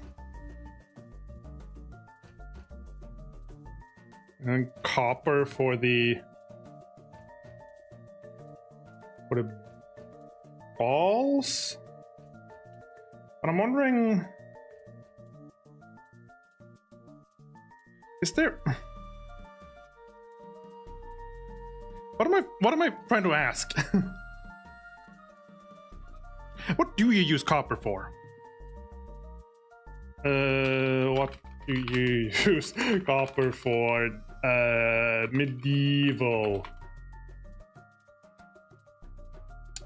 Manufacture of household utensils, weapons, armor, agricultural tools, blah blah blah.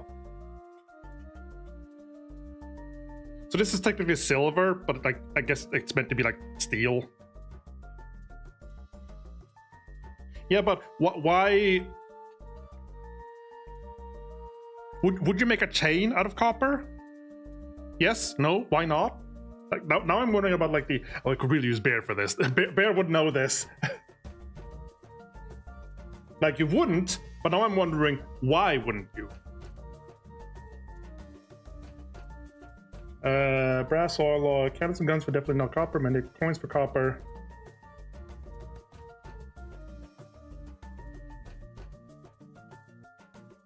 It's too soft. Pure copper was real use. It was too soft and very much. It was usually alloyed with zinc or tin, and of course silver. Lead and arsenic.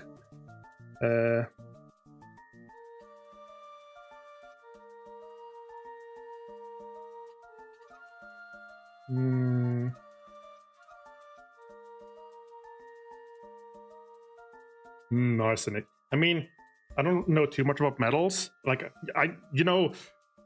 gold is too soft. Everyone knows that. Like, it's actually surprisingly soft. And then there's like magnesium, which you can like bend, like fold with your fingers, I guess. I think it is.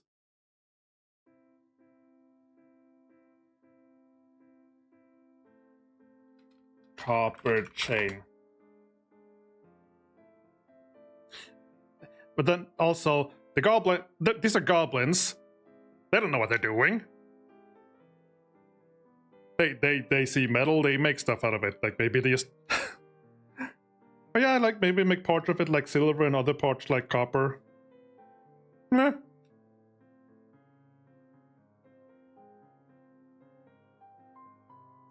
Start with the silver?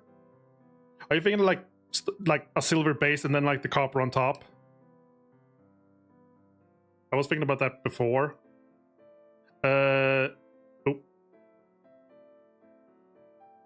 Now I don't want to like do both on top of each other. Like I want them for different purposes rather.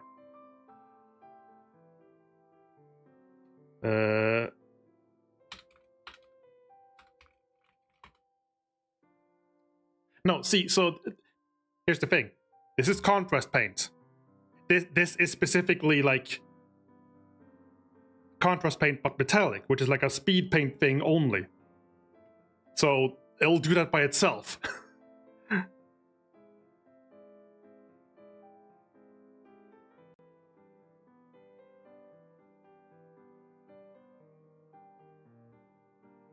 Giant copper chain. Is like that a thing somewhere?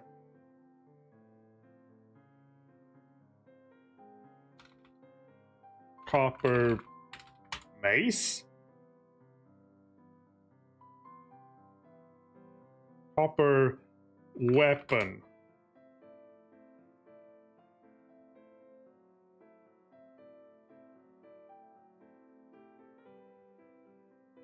I like might go with silver and then like copper on the bowls.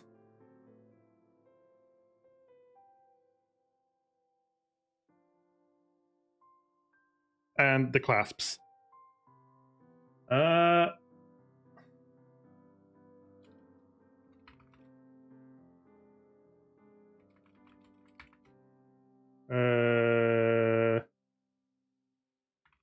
Nice.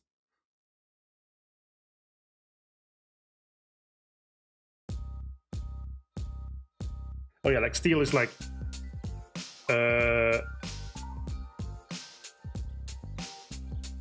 that doesn't like read right the thing I'm looking at, but strength of minerals. Copper, cast iron,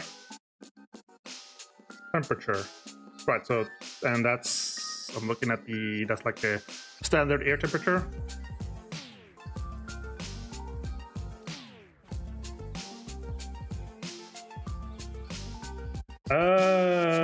No, that doesn't work either.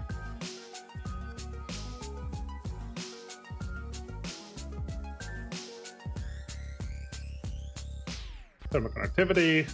Why am I looking at strength of metals? I keep really going off. I just need to pick a color for thing.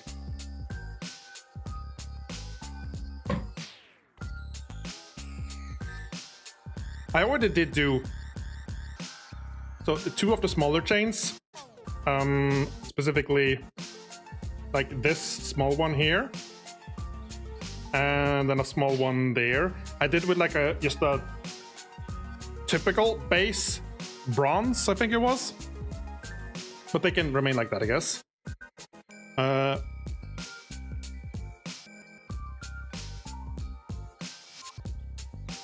Ooh. What would this bit be? How do I...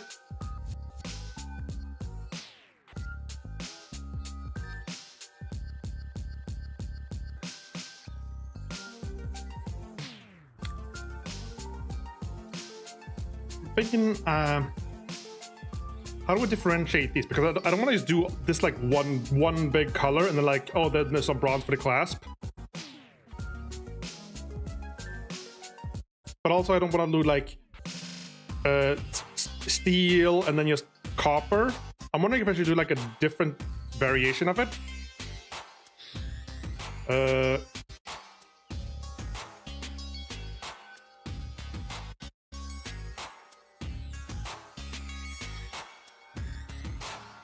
I could try and do like a glaze.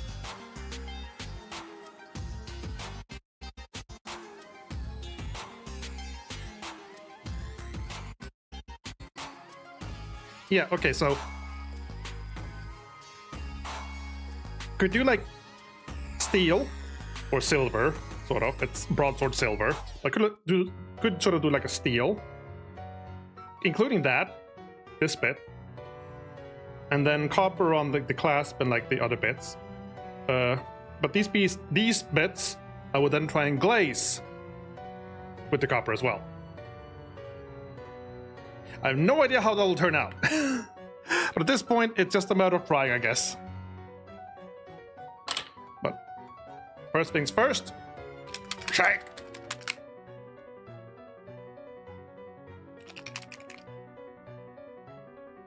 There you can see like there's like a layer going on here.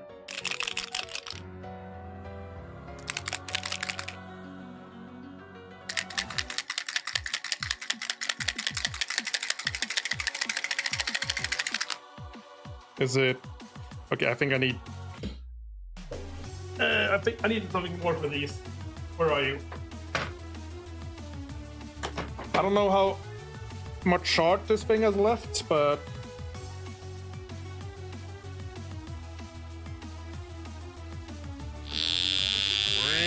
oh, that makes it quickly.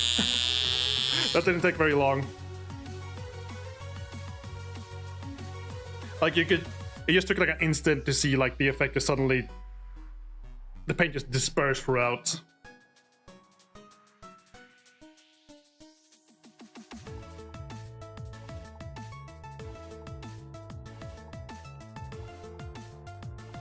And the bottom is still like sort of meh, but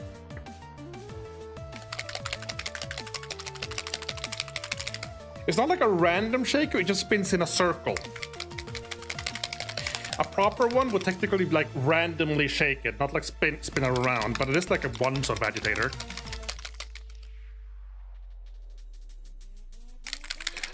Yeah, because what happens with this is all the paint just suddenly disperses throughout to the edges rather than like randomly throughout.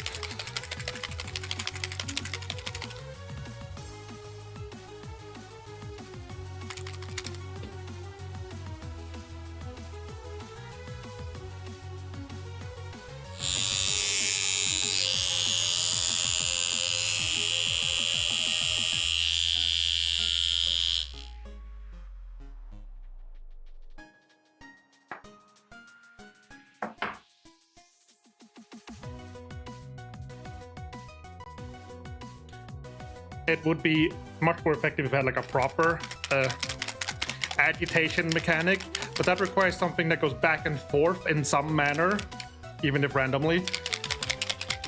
Because simply spinning it around in one circular motion, one clean circular motion, it just means that the agitation balls they don't touch anything. They just pave one path and then that's where they go.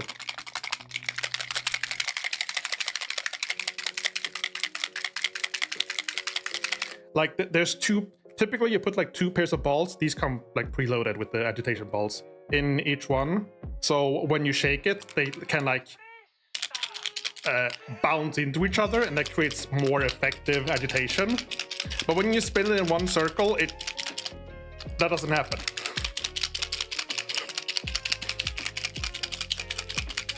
I think some of the better versions, it's like a little, like I guess it's just like a weird little thick UFO shape, and you just press the bottle down to it, and you just like. Supposedly those are really good.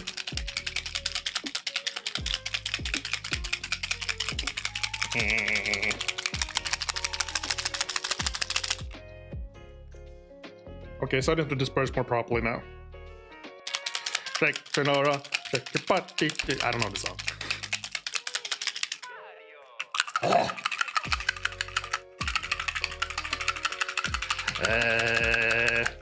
What does one cost? Quick while I look up things. Paint. Miniature paint shaker. 1,000 crowns if for like a proper one. I got like a rotational one, which was like a lot cheaper. That's another one.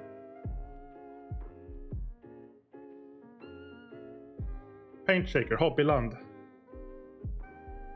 That's not what I had in mind. This one you strap like the paint down with a buckle and it just like shakes in place. Not at all what I had in mind.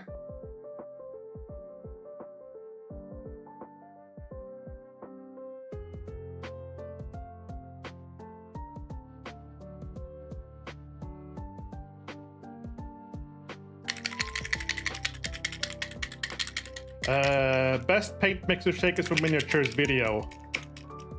10. Elbow grease. Just shake. Oh, and a link for bulk bar. Oni Lab mini vortex mixer with touch function, lab blend, nail polish, tattoo ink, eyelash glue, and acrylic paint blend. Lab titles for centrifuge tubes and materials pink. I'm not getting in pink. But yeah, this is just one of those where you just press it down and you go. Brrr.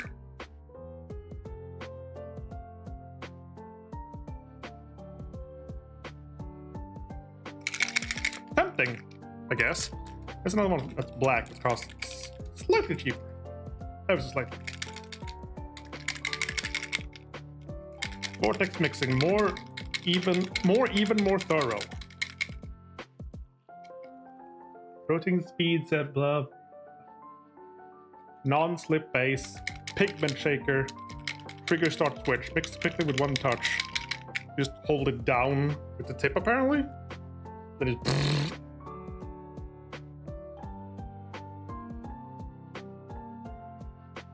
Does it actually like shake it randomly or just... Well, I guess it does. I guess what happens is like you hold it down and it like spins the tip around.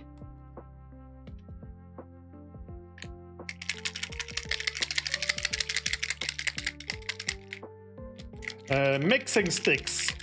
No, because I don't want to open this up and like stick something in and like goop around. I tried that before, it didn't end well. Mixing balls. They are already inside. Do-it-yourself paint shaker. Just like attach it to like a bandsaw. It's a... That'll work. Nail polishing? No. Electronic model paint? No. Robot hobby paint? No. Mini-vortex paint mixing? And I would just go for like something that you linked. Maybe not that specific one, but I would look around and find like a similar one. Not now though. I have other things to pay for. Okay, these should be. Yeah, these are looking like mighty fine now. Okay. Okay, let's give this a go.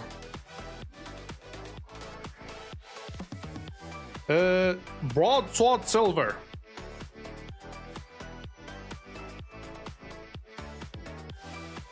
And there's suddenly a hair in this. There we go.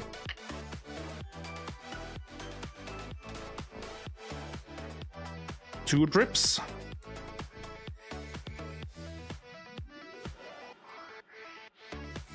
Like a little metallic liquid.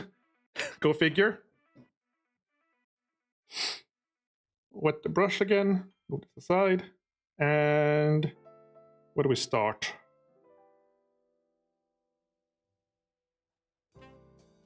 Before we overly commit, let's start with the chain down here. The small one on the ground. Oop.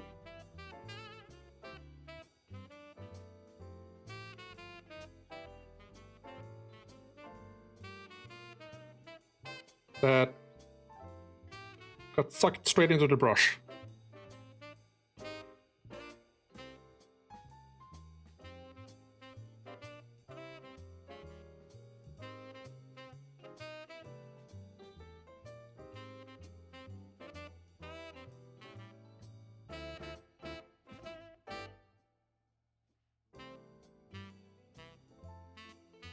I mean, yeah, that looks like a metallic contrast. Not too much else to say.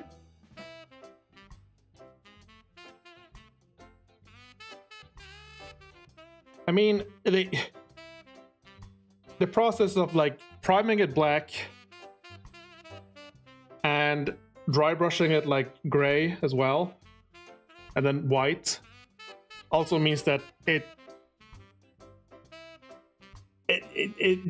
previous paint color combo was like a very similar thing to the end result.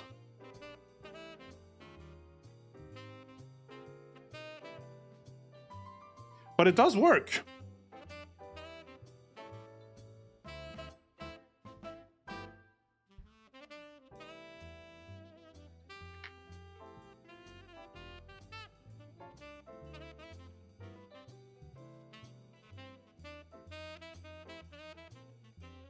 Like something I've had with the previous metallic colors. The previous metallic colors I've used with like Citadel, like the base metallic ones, is it has a very high like metallic flake consistency. So when you paint it and then like look at it, it's like very glittery.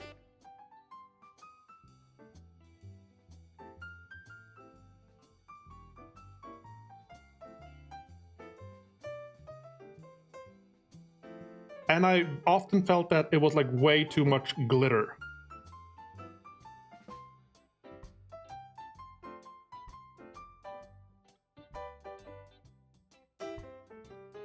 What?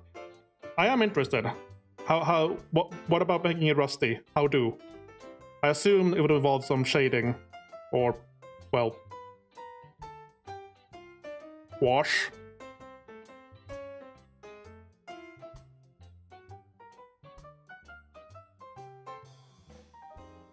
We can also do like these bits,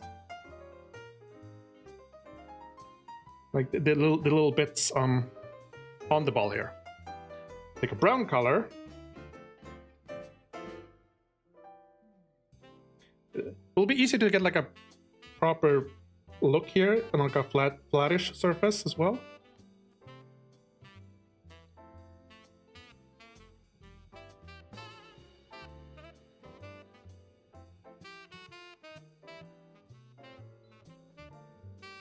Like normally,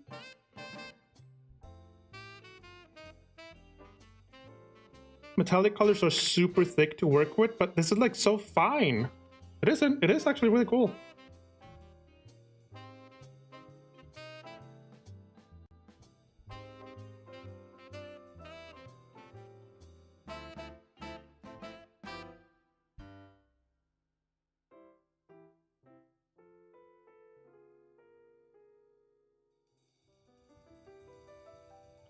Dotted around the rust. Dotted around the chain.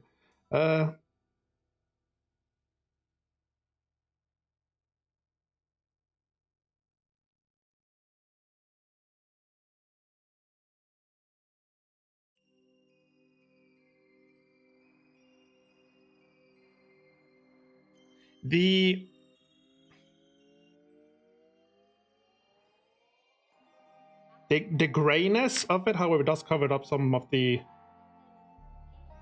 like slab chopping, dry brushing.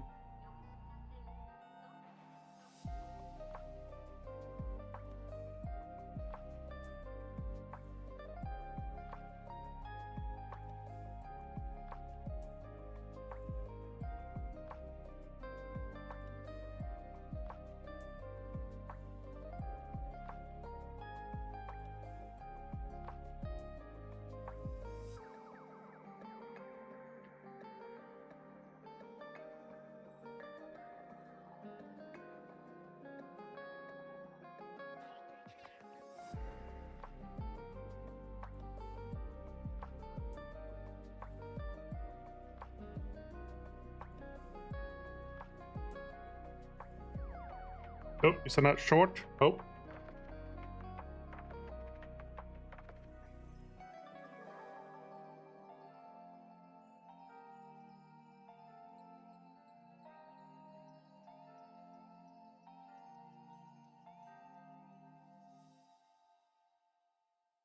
Let's have a look.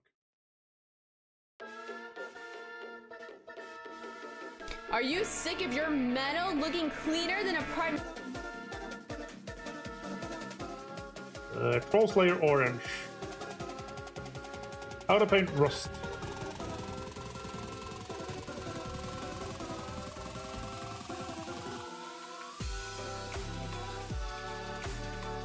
Yeah, okay. We can go back and look at that later. Like for now, I still have to like cover everything with like a base metal, I guess. But we can go back and look at that.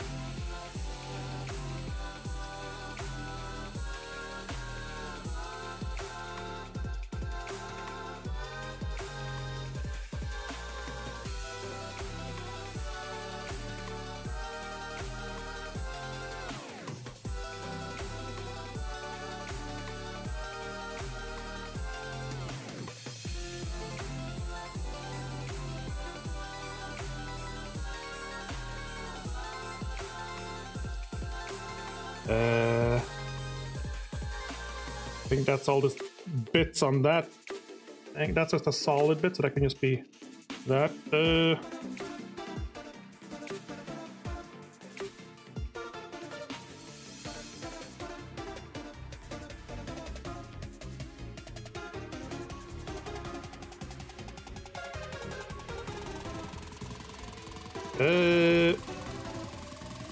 Battle.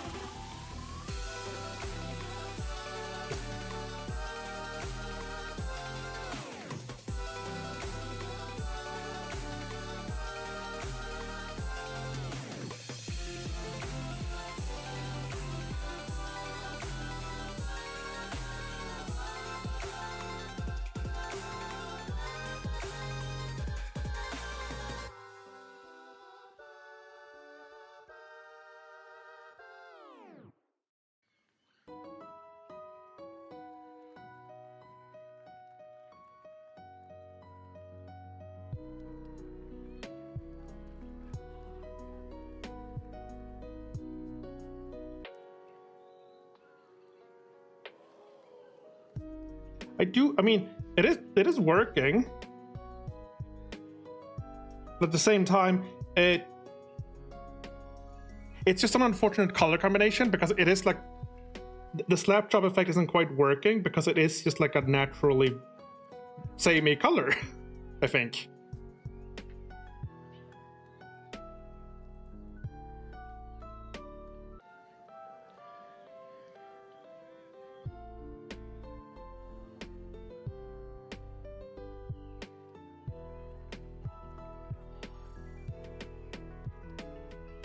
Like, it's hard to tell a difference between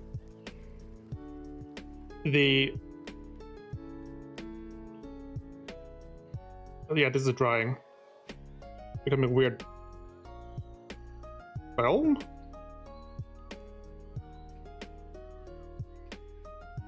Weird.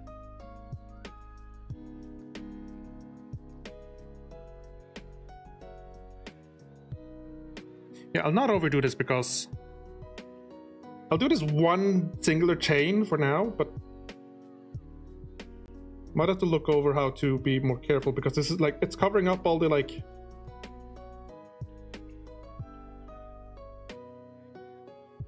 slap drop work.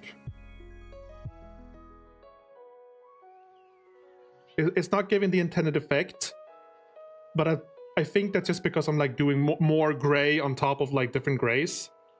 So it's like indiscernible.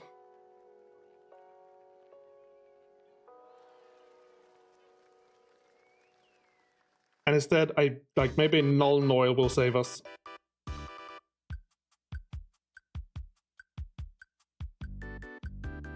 And I also need to look up how to like not have the paint dry so quickly in the little plastic palette.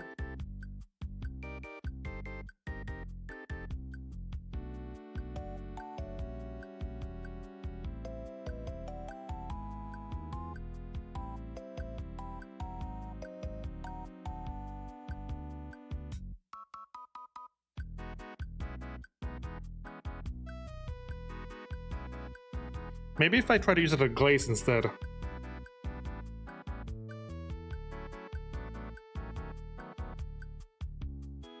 I think I'll try that on another chain. But it wouldn't change the color. But it wouldn't like cover up the dry brush work as much. And hopefully keep some of the more intended effect.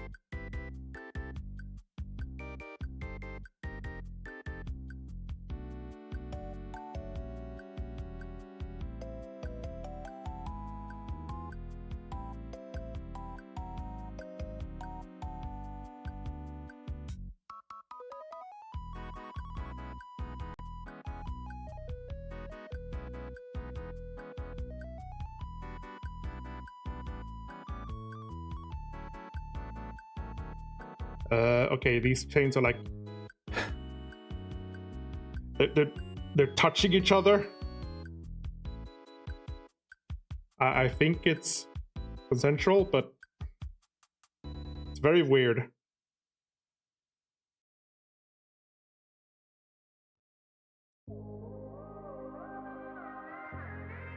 Which chain? Okay, that one.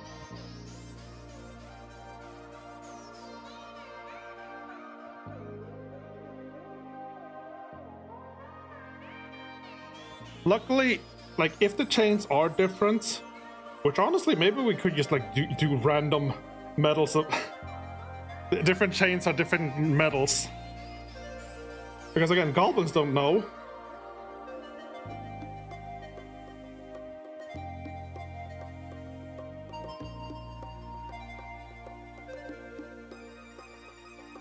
It's another thought, just, like, making random metal recipes, sort of. Because the goblins don't know the difference.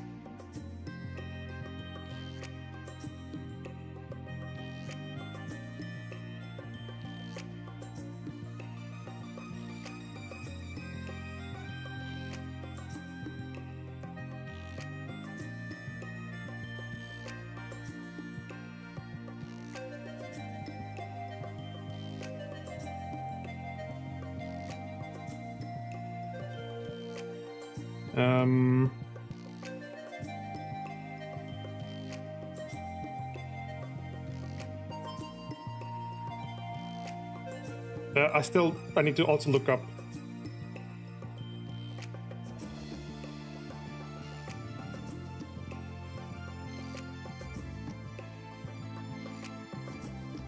how to...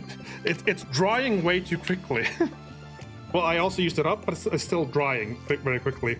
And that's weird to me. I have always been using a wet palette up until now. And now when I try and, like, just use some water, it, like, creates a weird film. That might be a result of, like, the metallic speed paint, though.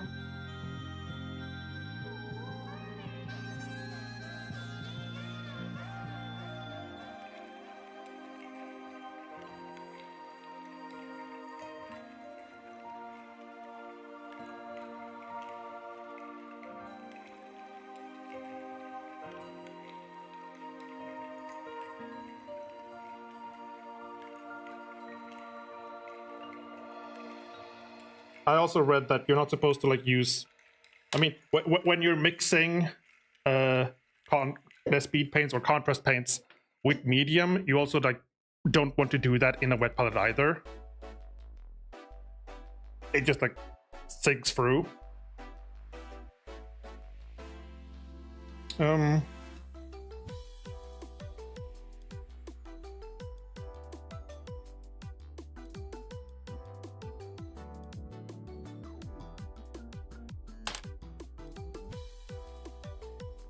Are there flakes in this now? I mean, like, there should be.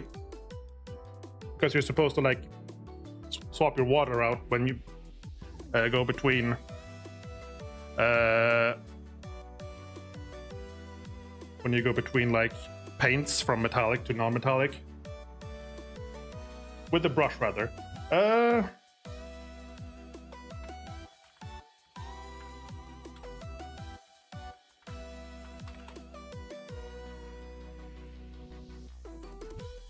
Keeping speed paints from drying on palette. Drying much faster than recommendation to not use a wet palette. How do you keep it from drying on your palette? Yes.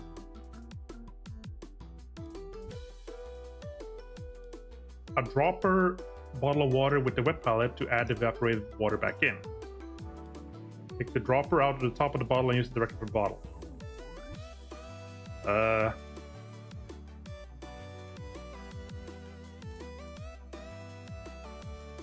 When I see the scum or crust form on the palette, I wash it out with a warm water before using it again.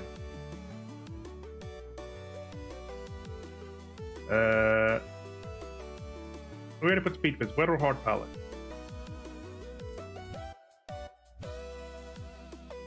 A painter palette works, palette paper, ceramic or glass. It dries too quickly on a hard palette, but I don't like to contaminate my good wet palette, so I make a shitty one with plastic takeaway lid. I use a shitty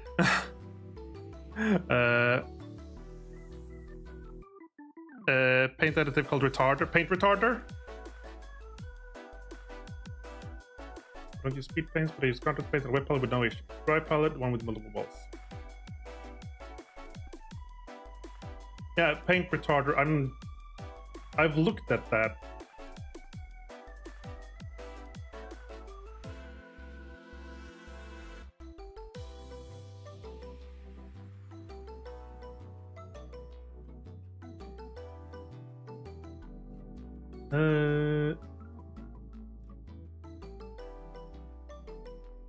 Understanding speed paint. Why doesn't my speed paint bottle look like the color it's named as? Blah blah. Speed paints are yellow with orange within the bottle. Yellow paint doesn't have a heavy orange, but that's collecting the shadows. Blah blah blah blah blah blah.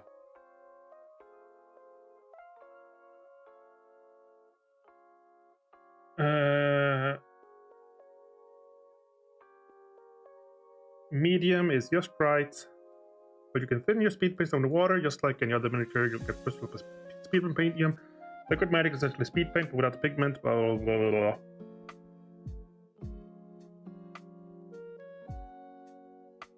Perfect painting palette. Wet palettes are great for painting except when it comes to speed paint. Blah blah blah blah. Extra moisture can negatively affect the properties of your speed paint, and touched upon the last point, even blah blah. Staining the hydrofoam. Most of the speed paints contain as much concentrated pigment that will seep right through.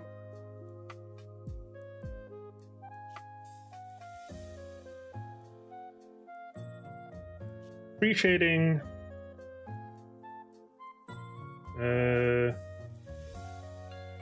Pre-shading. I think what they mean with this is just slap drop.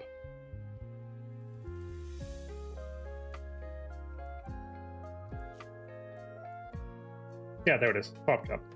Adding a little color to your undercoat. Amazing glazing.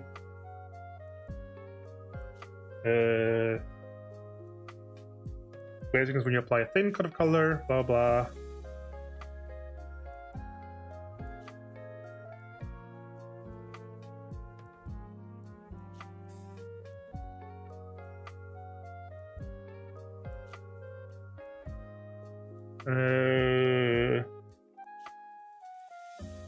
Using speed paint through an airbrush? Wait, what? Airbrushes are great for this? Speed paints... Really?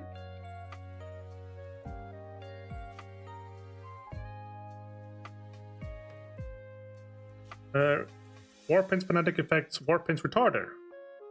With the Warpaint's phonetic effects, Warpaint's retarder, you can prolong drying time and make beautiful blends with the help of this drying retarder.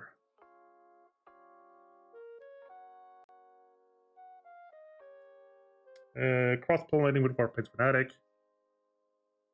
Blah blah blah blah.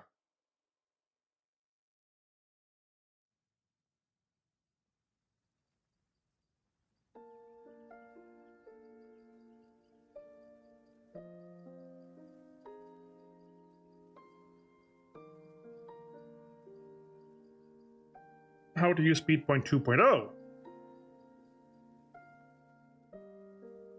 One coin painting. So this is also from Army Painter, just like this is about the 2.0 instead of 1.0.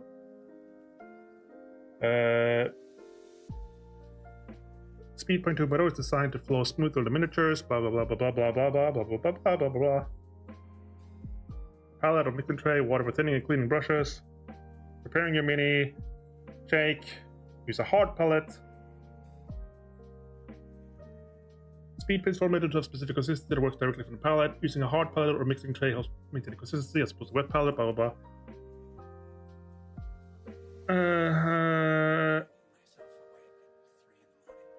They don't say anything about it drying.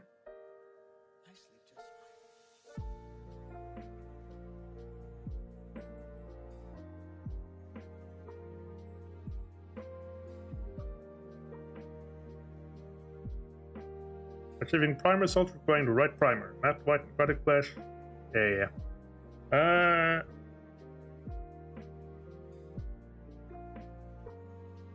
How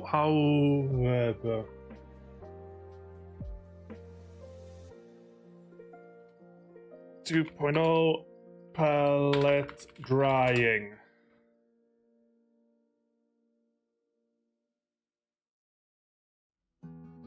Uh,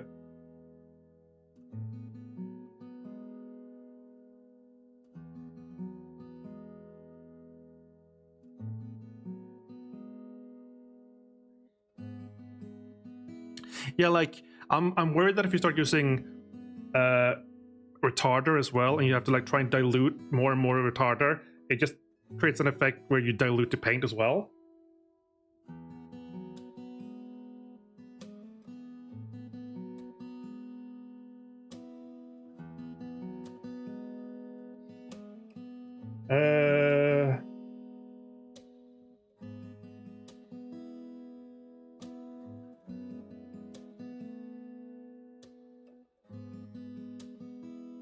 Some people are saying like just like add more water to it because that's what's evaporating away.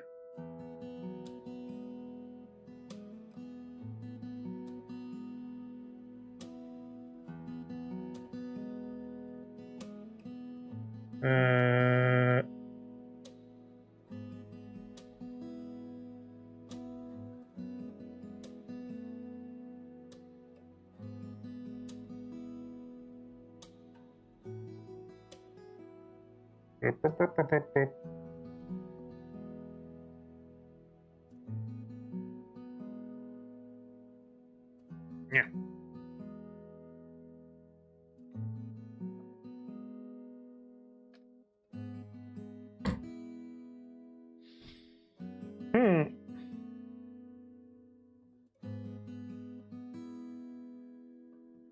Well, regardless,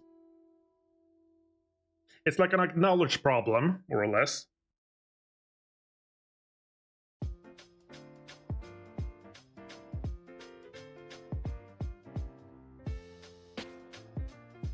Yeah.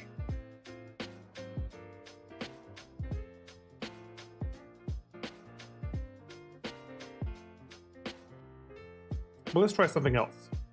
Do something else, even.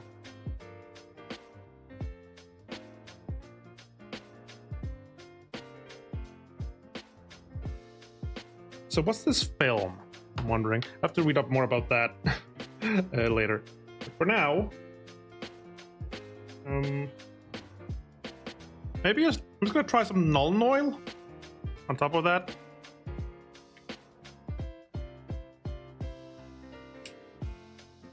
And see how that looks.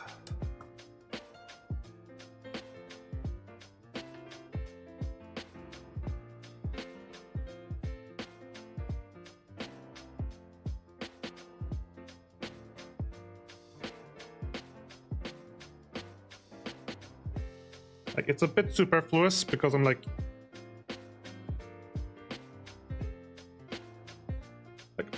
part of the reason with the speed paint metallic is like do this step by itself.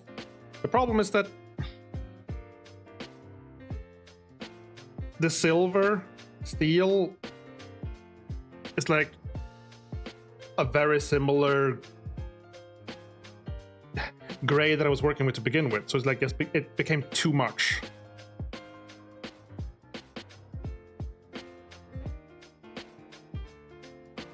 Like, this is barely doing anything, really.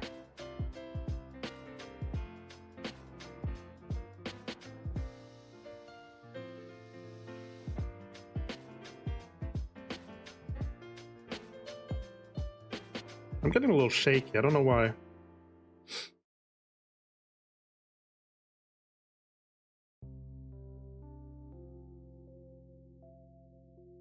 think the Nuln Oil is helping a little bit.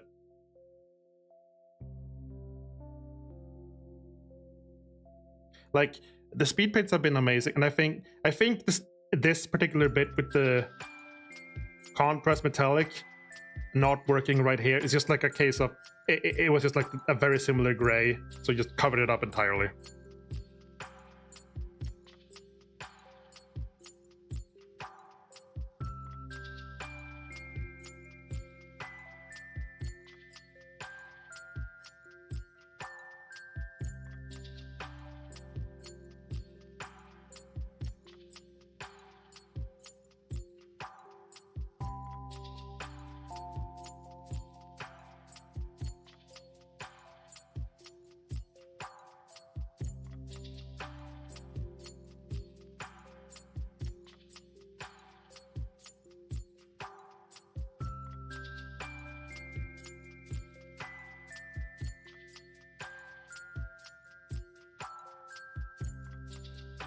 hopefully, maybe, trying to do the same thing, but with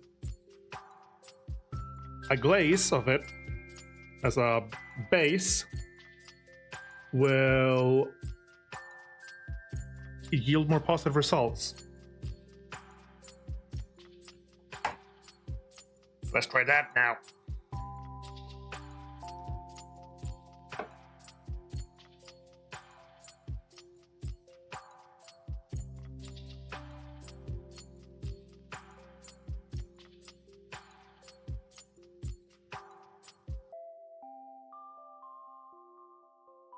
Phone, behave. There we go. I don't know why it does that occasionally.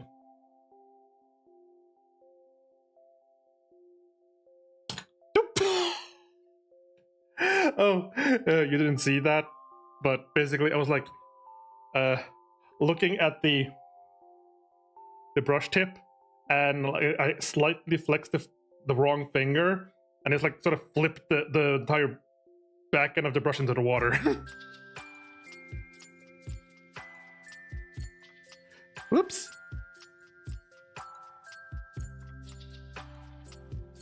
Okay, so let's try the same thing, but with a drop of medium. Yeah, a bit of dirt. And try another chain.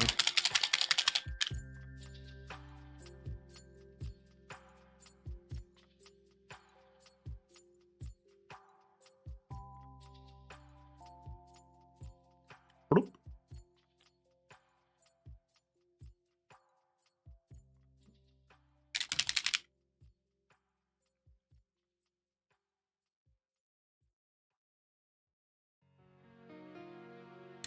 It also might just be a case of it's just a too dark metallic color.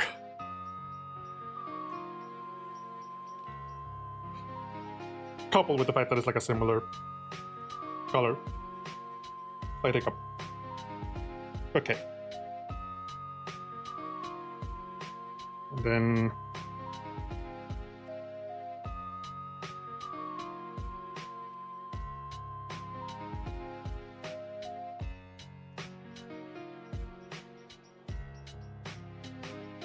maybe even like another drop of medium.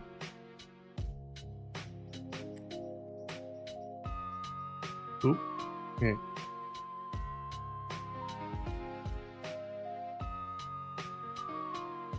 Oop.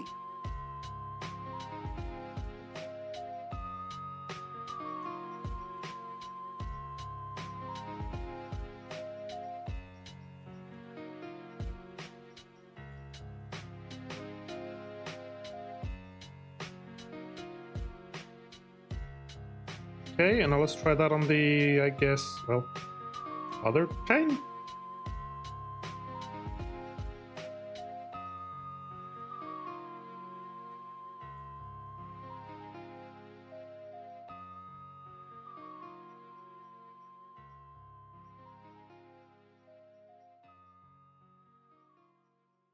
Yeah, that's a bit better. Well, I slathered the other one in like Nuln oil as well, but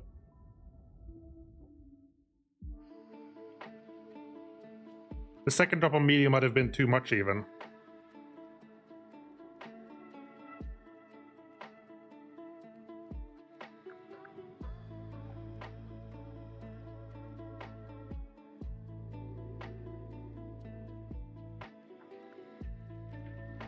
But we do essentially have like a metallic glaze now, which is kind of cool.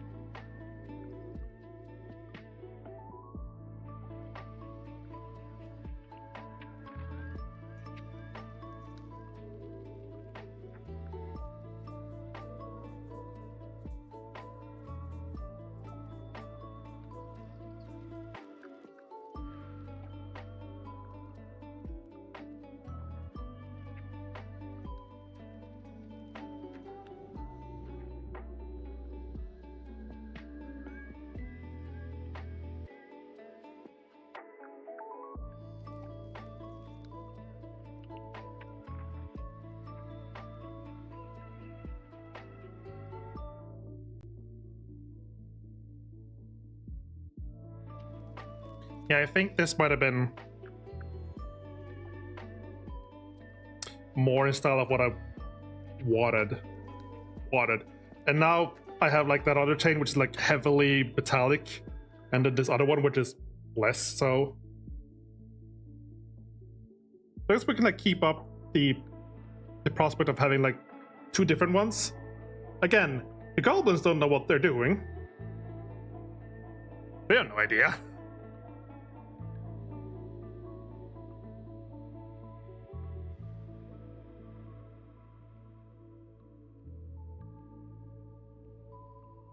A little bit of random orange there from some previous time, I'm not sure when.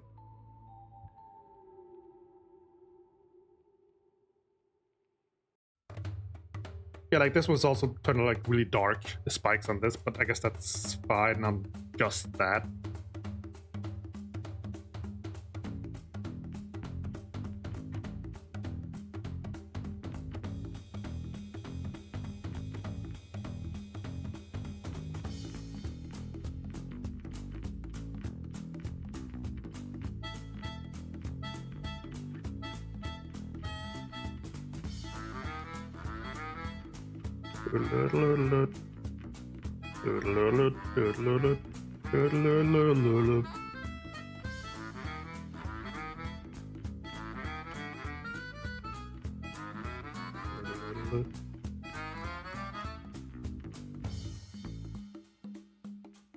So do we keep go that shape?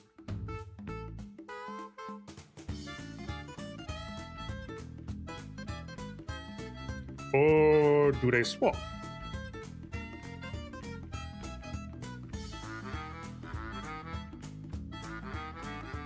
So should we have like the heavy metal chain suddenly turn into like the brighter one, and then the brighter one turn into the darker one?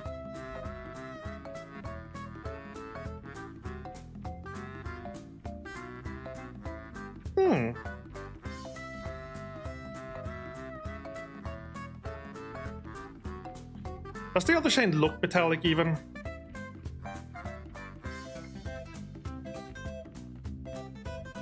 Yes, it does.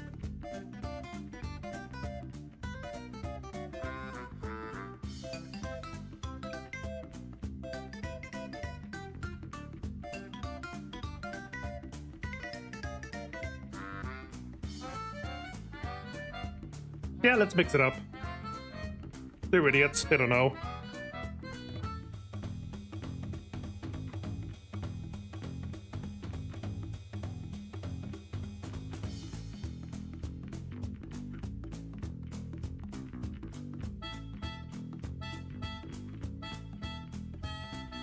Random hair there.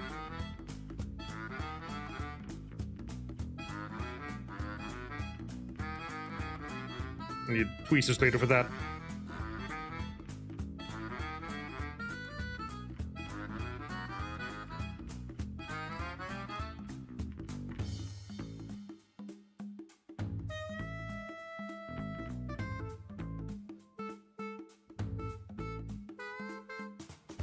Metallics might be a little bit too thick, regardless, to use as contrast, like a slab chop at least.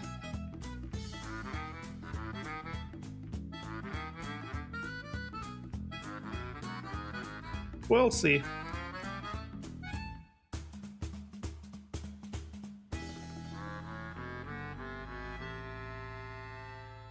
Can't make. We haven't touched the other one yet, so.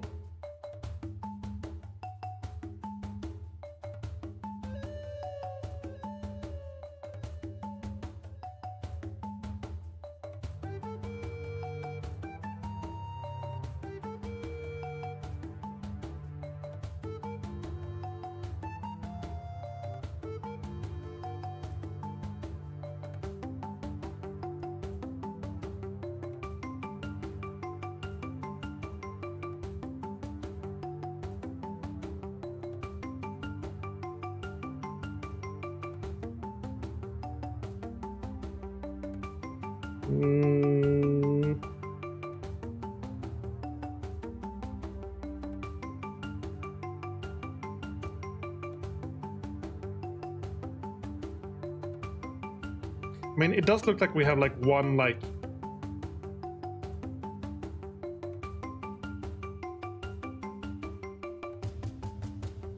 I'm not sure how to describe it.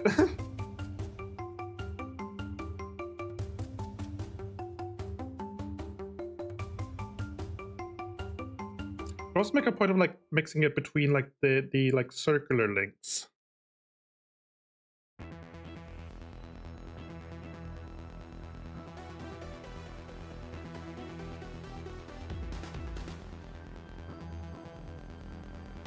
Which there are. There's one there.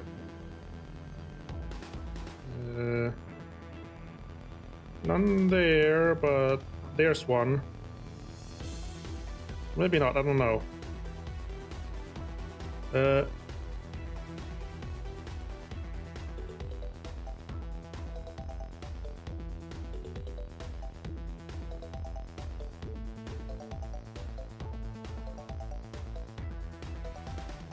real quick, I need tweezers. Come here, you.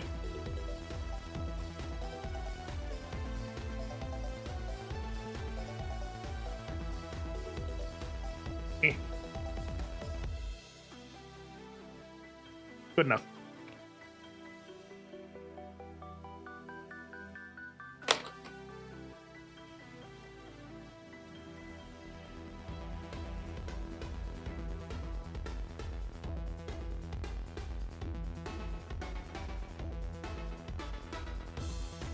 Weird music. Where do we go with this one?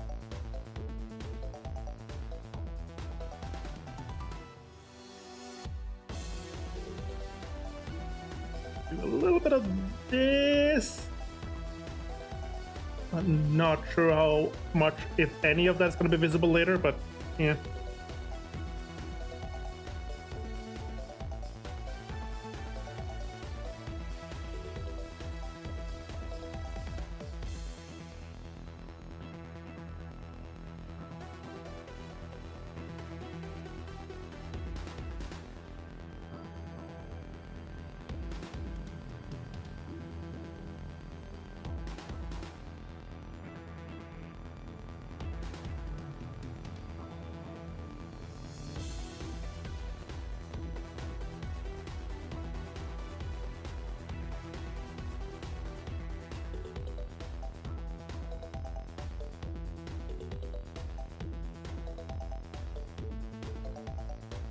I barely see underneath this thing. Not sure I'm gonna like apply the fuzz later.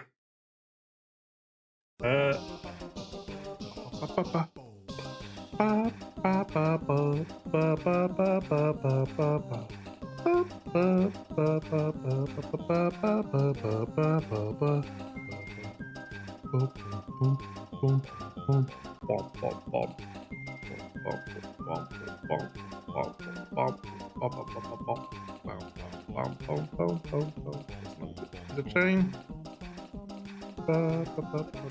How can I reach that?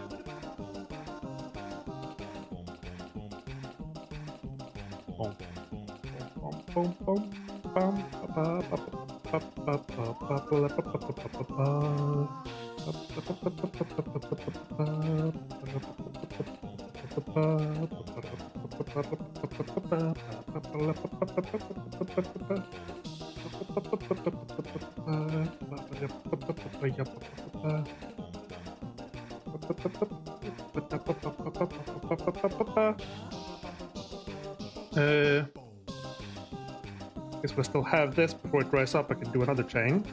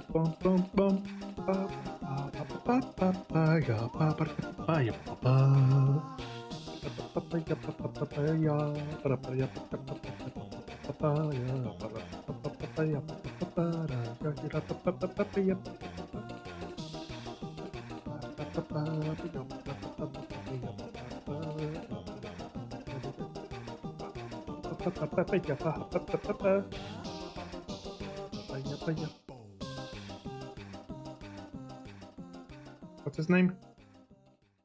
Groove McCool or something like that? I think that's what it's called. Just made that very, very good.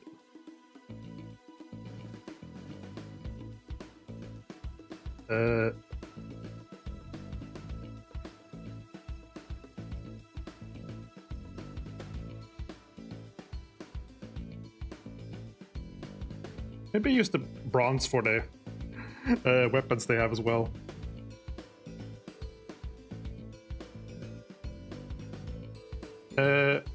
But to continue on with the back and forth with the metals, I need another drop of raw silver.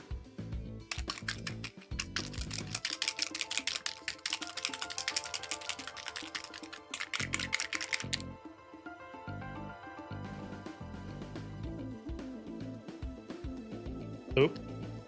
Is that like one or... No, I think it was one. Reminder that that was like 2 drops of medium as well. Not just 1. I don't think I'll need any more of it. Right, and then use it on that.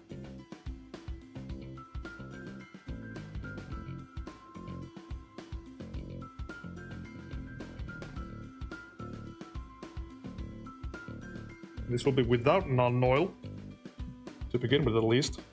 We can get like a more comparative look how that looks.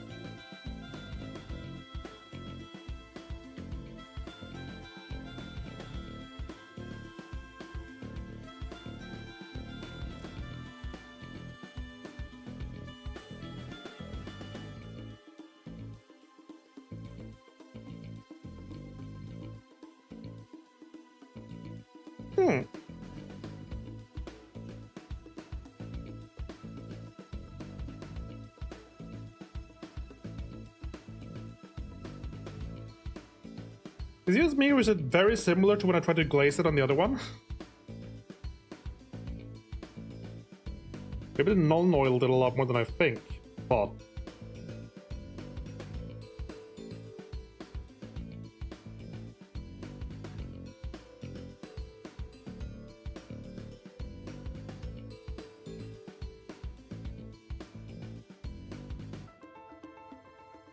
How do I reach this? That hasn't even been dry brushed at all.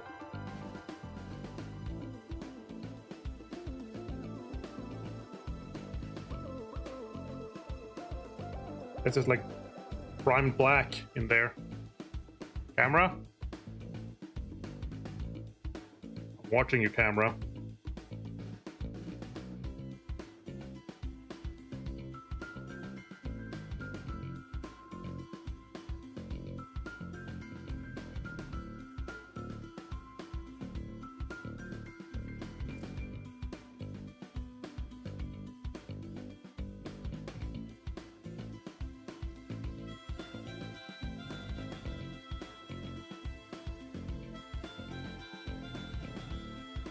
Yeah, we'll have to try and see what happens if I non-oil it again.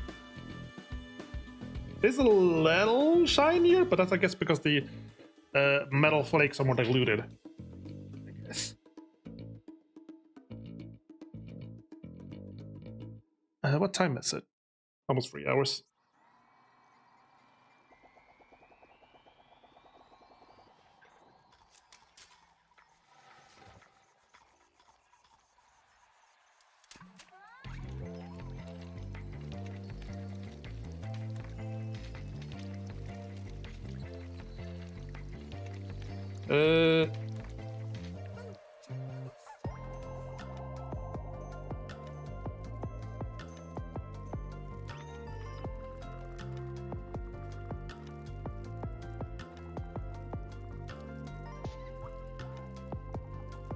can barely tell, but I'm trying to like get a bit of metal on these nails.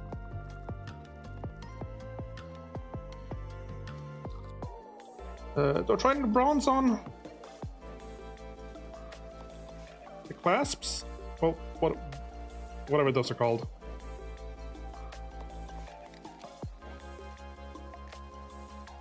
It's hard to differentiate all of this.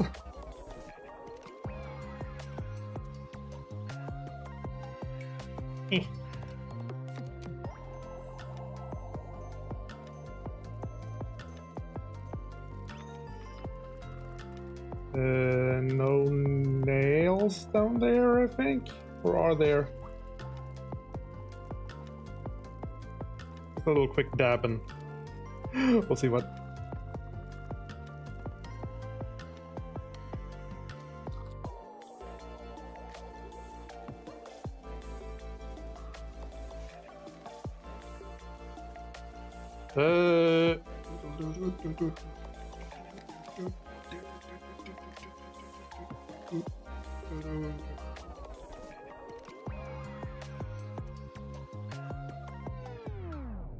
We'll also have to try and paint the, well, base. I mean, it's based, but it's not painted. Anything else? What about those spikes? We want those to be shiny metal.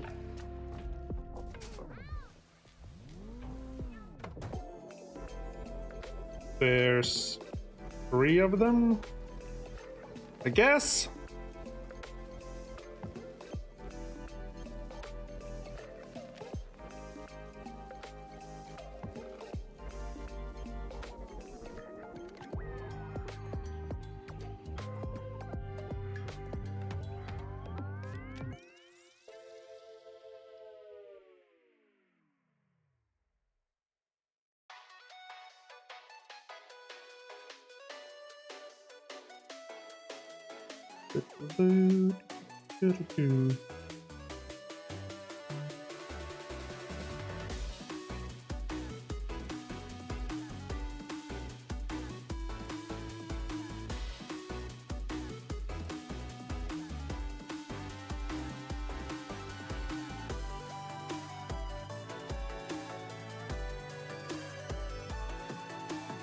My hands are shaking. Doobity-doo. Not because I'm excited, but because I can't help it. I don't know why. Just who I am.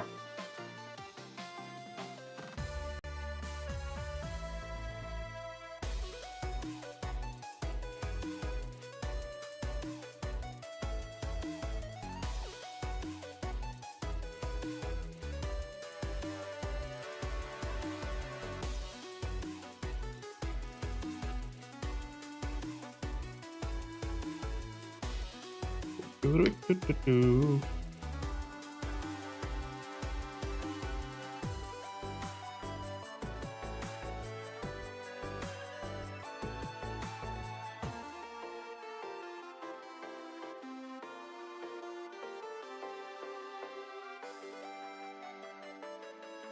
There, the one attached to the ball. So this brush is getting sad. It's like pointing in different directions.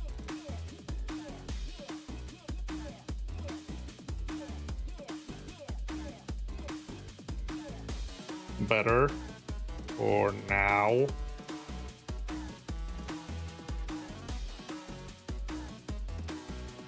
This.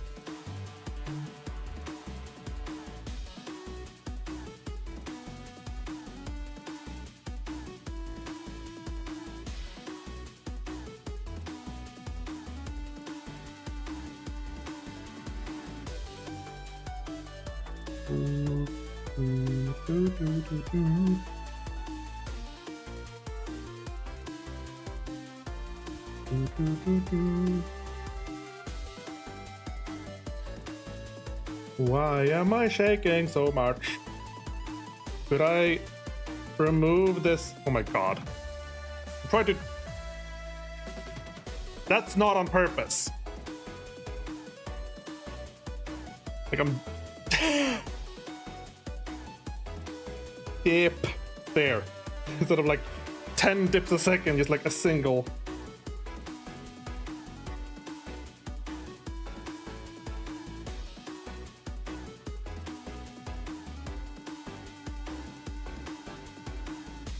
I'll make my name as the Shaky Painter, which is probably something that already exists now that I think about it.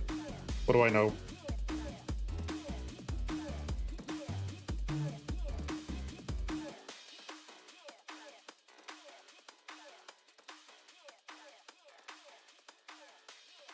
No, but seriously, why do I shake so much?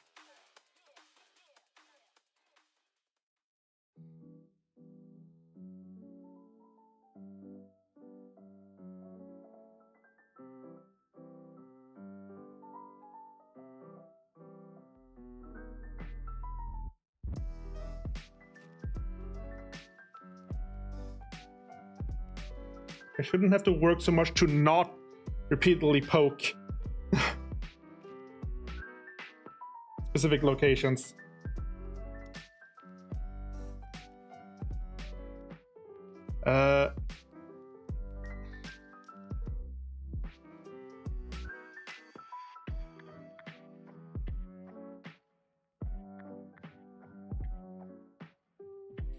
Okay, I guess we can try the bronze now.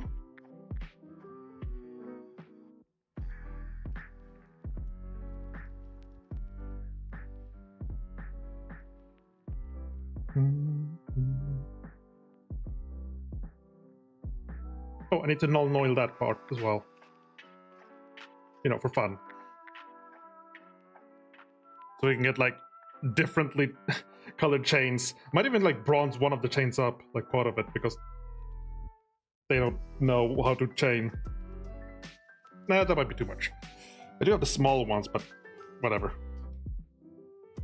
Null oil though.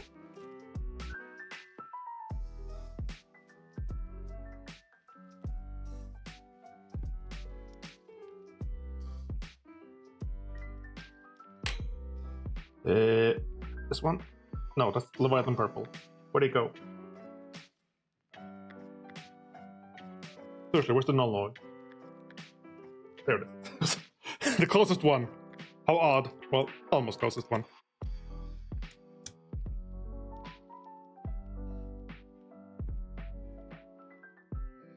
Hopefully I haven't like tainted it with the... I might have actually done that.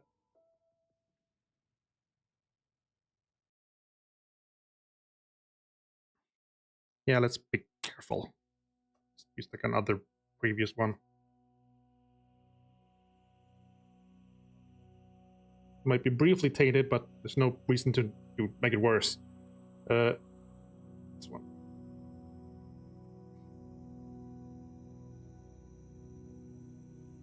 Is it briefly? Slightly.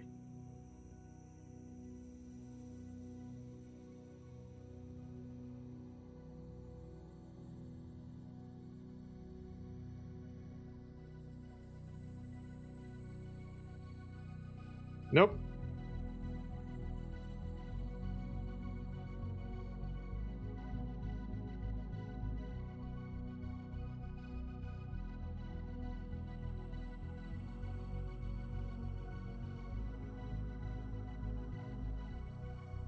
I don't think there's a reason to null oil up in there. Can't even see it.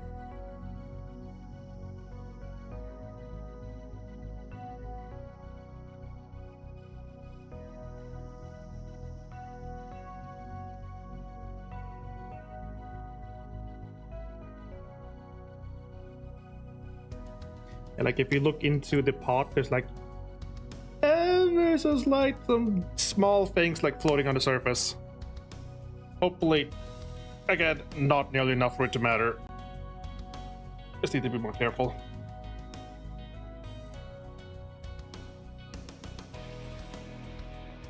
I'm not sure if I'm starving or not.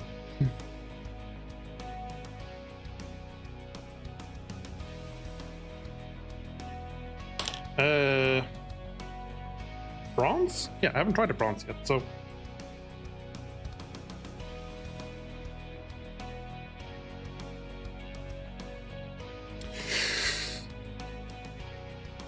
Do we try a bronze glaze right from the bat?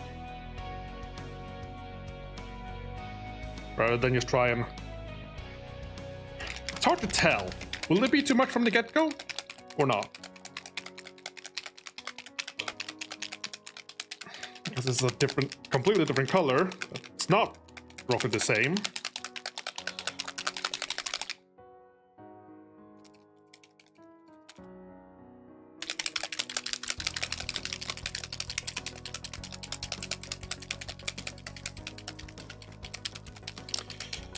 Which one to pick?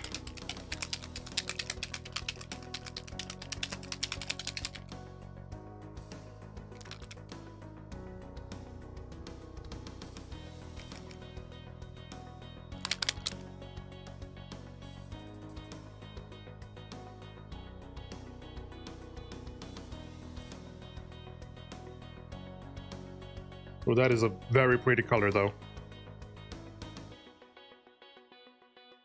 Those were some small drops.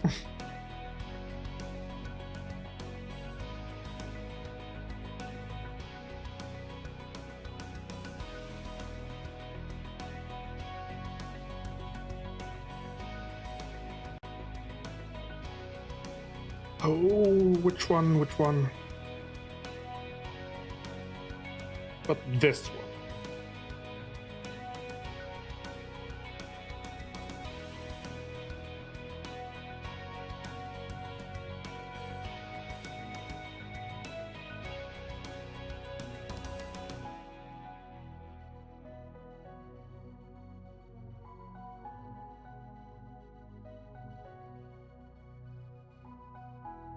I'm not sure if this is what I was looking for, but okay.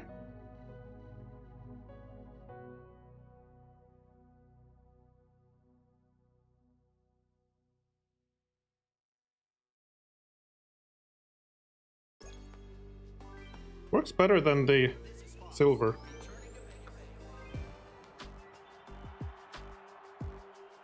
And you do get the contrast effect, actually. Like, it's an actual noticeable effect that is the contrast.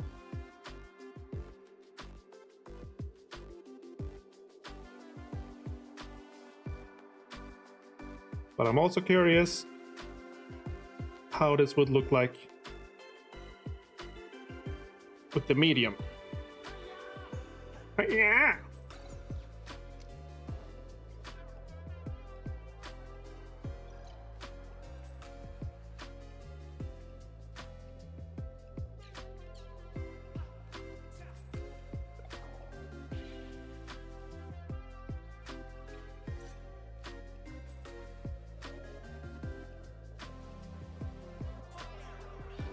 Fire!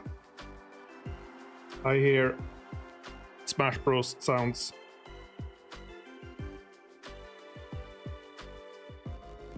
Oh, it's also drying a little bit different.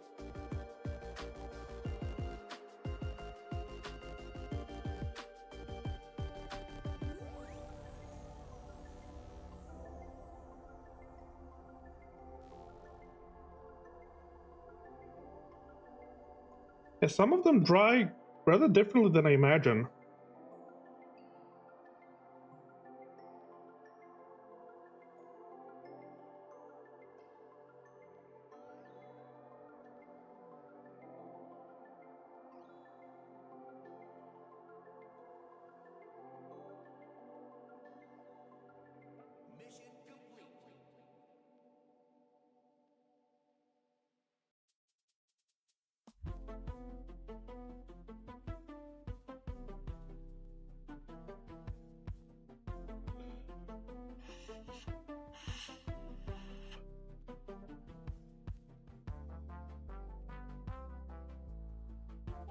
This was bronze, right?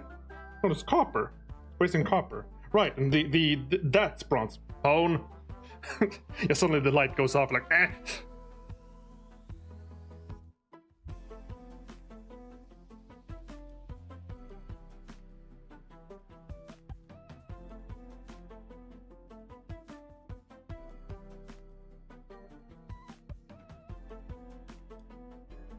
But yeah, you get an actual contrast effect on this one comparatively, whereas these you can't really tell.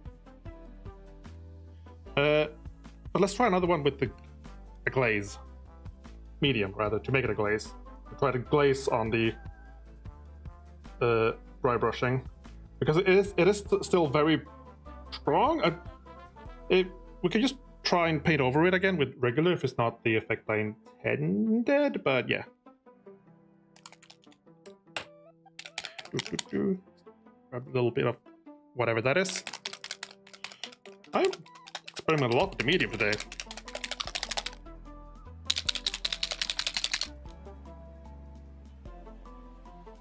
Why is it like spilling over before I use it? Weird.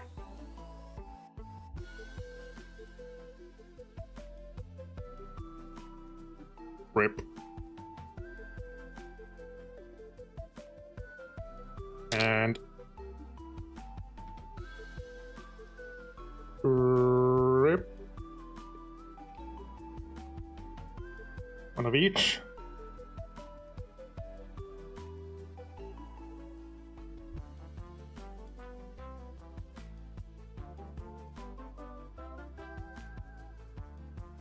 Which one do we go for? This one.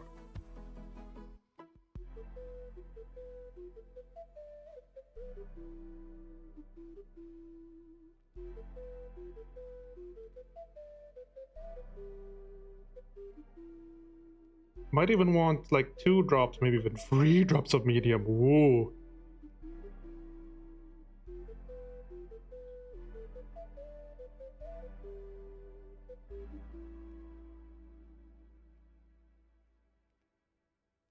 Yeah, it's just like a weaker bronze, I guess. Not a bad thing.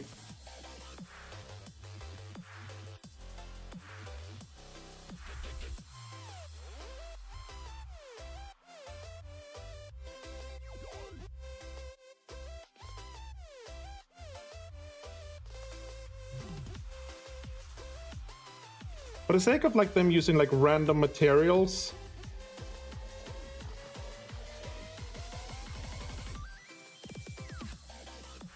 for like the weapon, should I have like one of the boulders be like gold?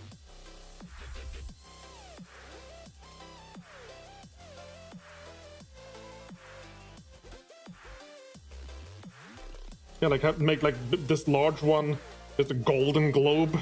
It's like all scratched up because it's gold.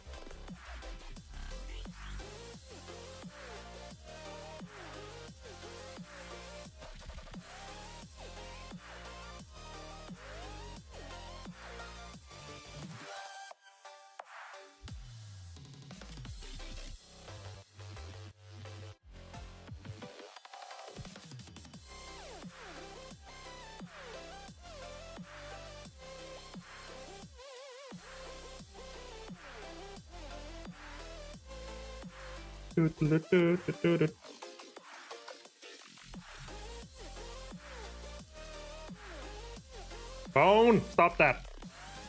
Is it running out of chargers? I do have like a charge, not a charger specifically, but I do have it plugged in. A computer, I guess.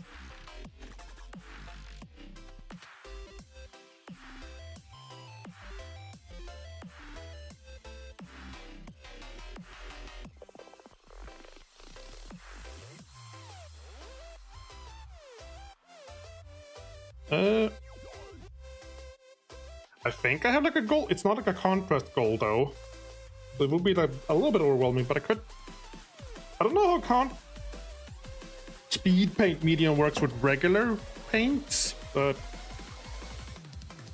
try.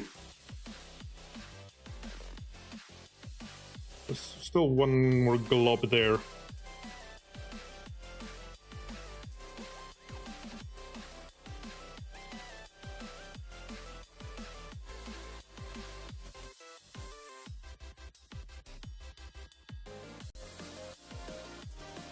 This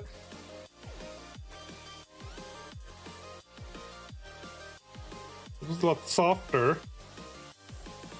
Do I go for the darker one or the softer tone?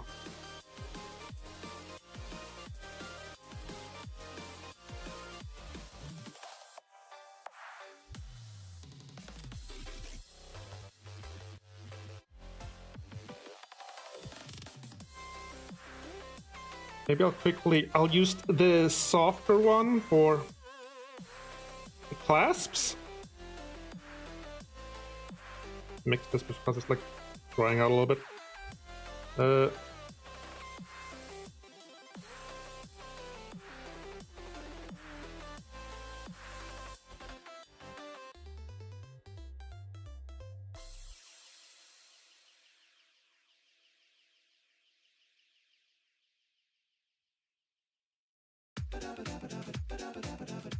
There's another other random hairs. Hey, Besso.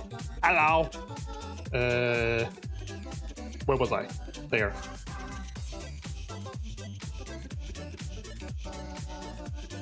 That away.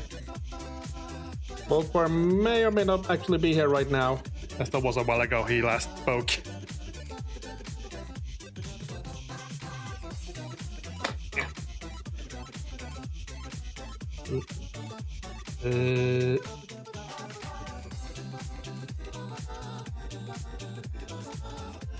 This brush is sad emoji face.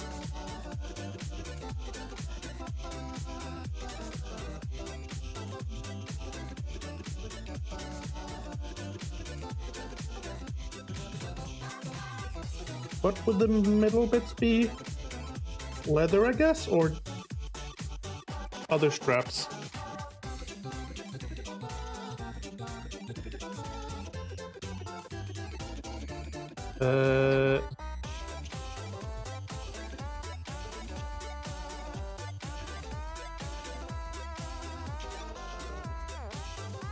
Oh god.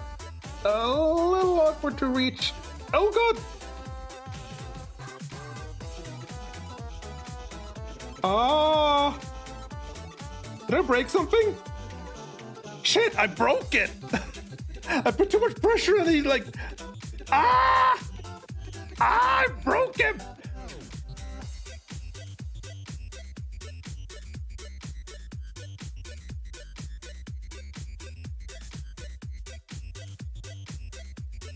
Shit! Oh, it split it off. It's fine. It's a sort of a minor thing, and I think I can sort of fix it.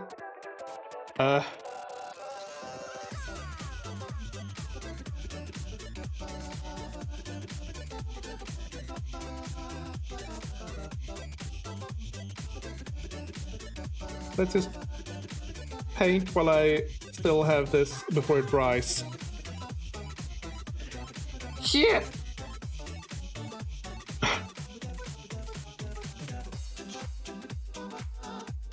I mean, that's not great.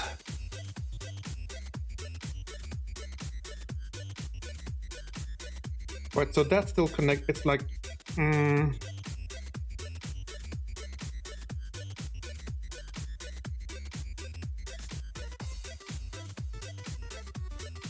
need to look where it's like connected before I do anything.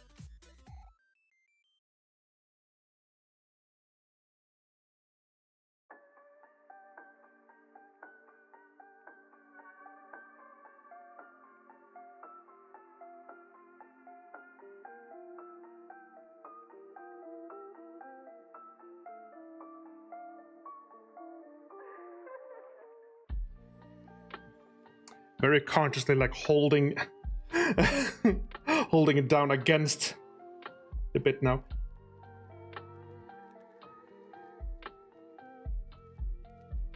Oh boy.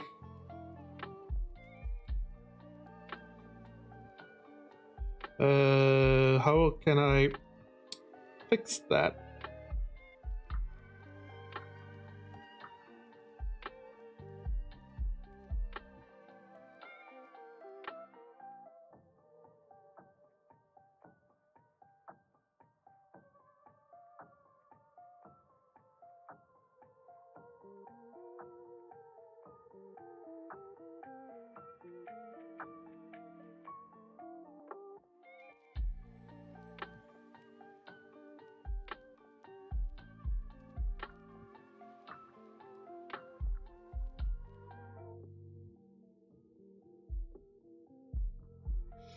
Ooh.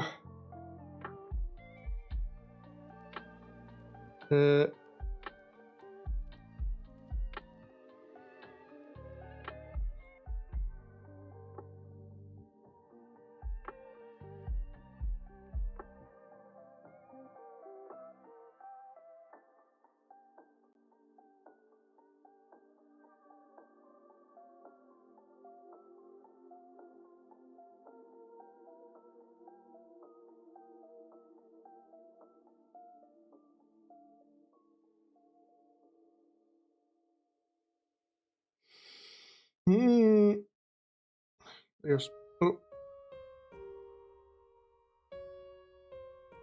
shit. Ah! I broke him. That stings.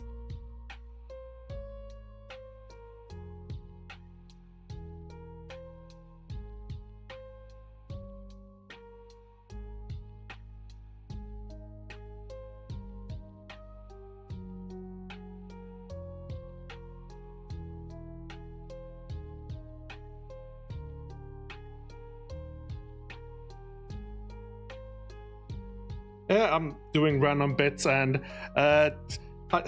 Hagen says, I broke him! I accidentally somehow pulled a little bit too much in the wrong direction and now like you see the goblin like where he's holding on? It's like he's like slightly loose now.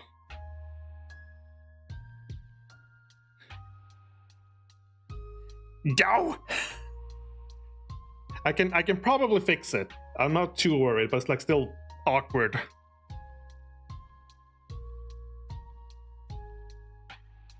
Do I wanna? Yes, I do. Yes, I do wanna.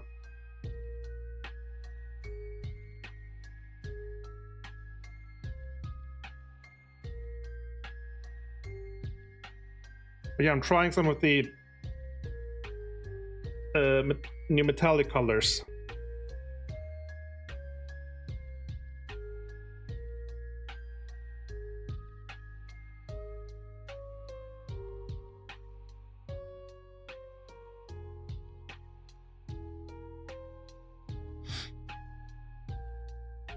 Yeah, thank you.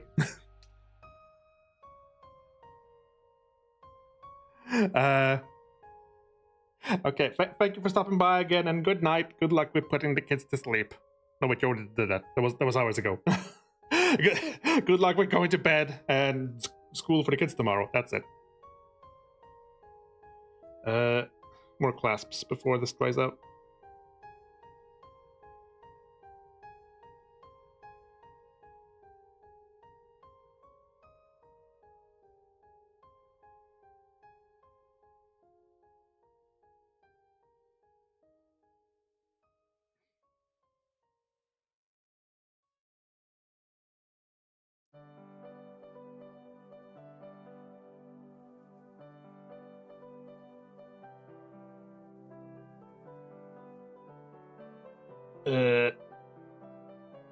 How is it that one held on?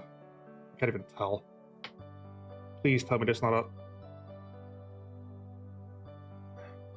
You know what? Even if there is, you can't even see it. I can't even see it right now. So if there is like a... There.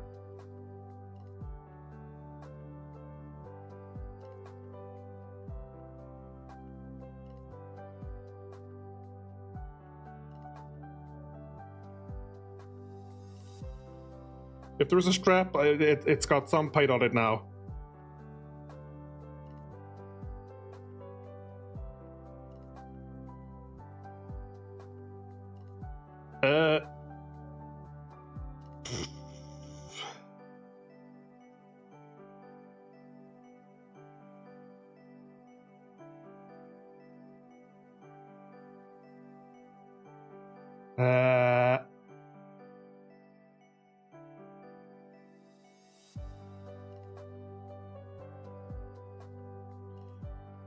Any other bits?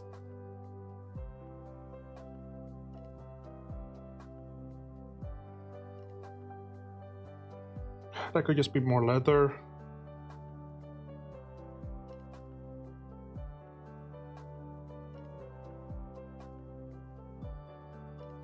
Manacle? Nah.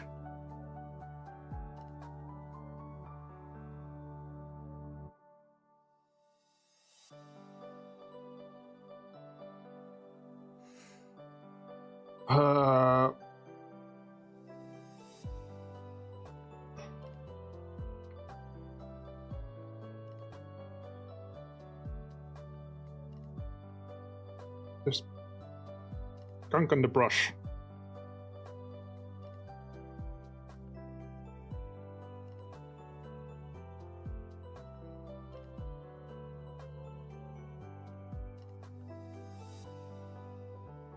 The gunk isn't coming off.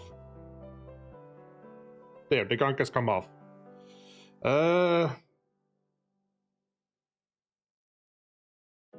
Anything else? Well, yeah, that clasp. Very close to where it broke.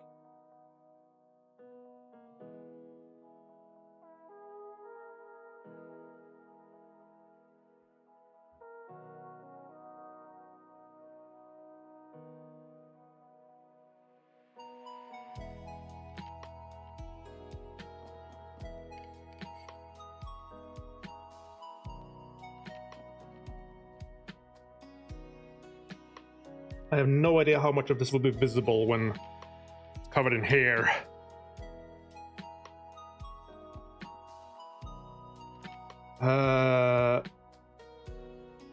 So how do I fix this?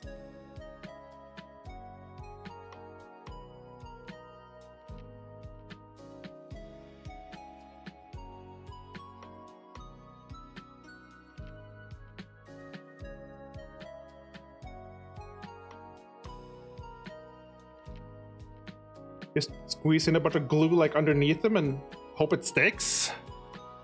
I did get like a... I used to have like a... one of those glue, a typical glue thing with like a really nice pipette thing. Not a pipette, like a stick, like a metallic stick.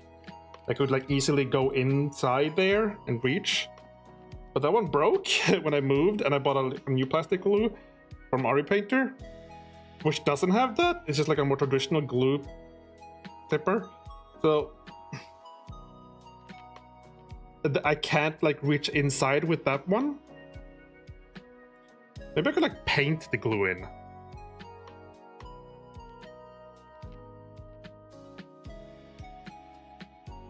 Oh, I don't know. Well, we've done most of the chains. We've also done some experimenting with like contrast and metallics and whatever.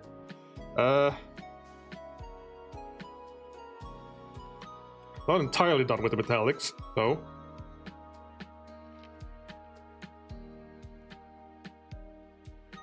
Could do more on the gobos. I mean, yes, you need to do more on the gobos. I like how the skins color came out, and that will be a thing for the future, definitely. Future gobos. But I'm not sure if I should even paint this one on top of this.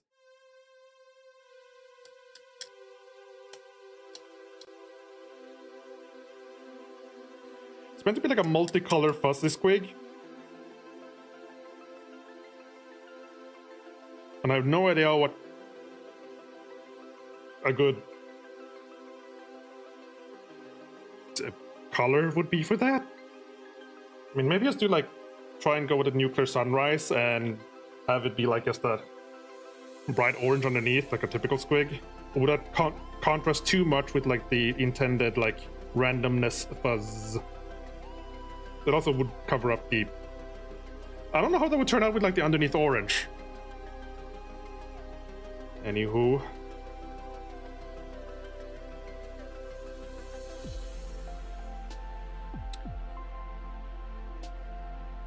There's been progress, regardless. And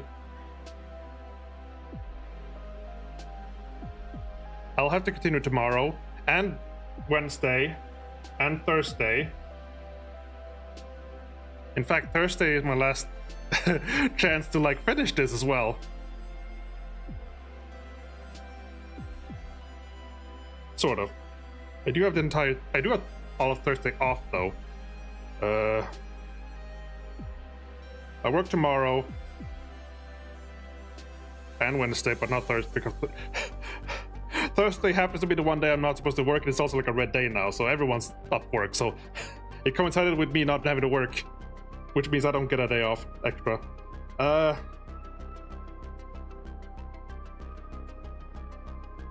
Regardless, okay. Before anything else, I need to do something about that.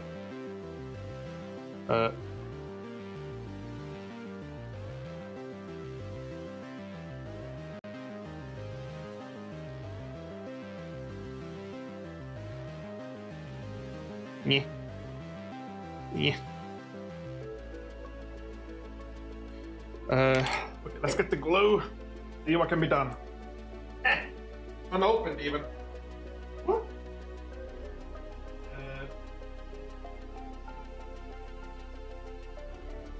Here I thought, oh, I don't need one of those fancy like metal sticks anymore. Like I know how to glue now, and now I actually need one for a different reason. Now it's got like typical glue thing.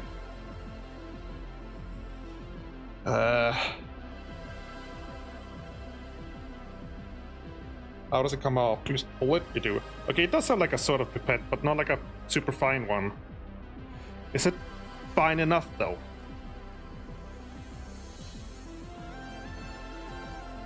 Perhaps. Okay, before that, I also need to make sure. Just click it on. Yes. Mangler, squigs, what's it called? Schematics, map, instructions.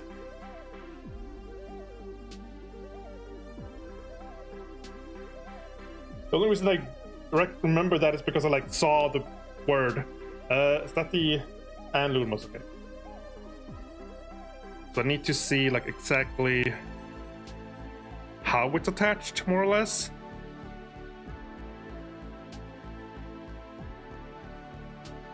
Okay,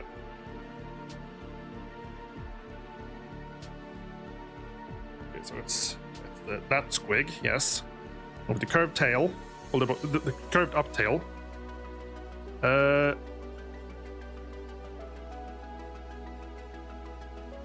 Okay, is it only...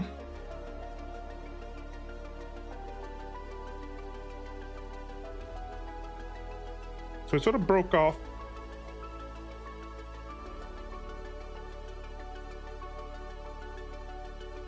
Yeah, it snapped from the handle, obviously. Is the handle meant to be a single piece? Or...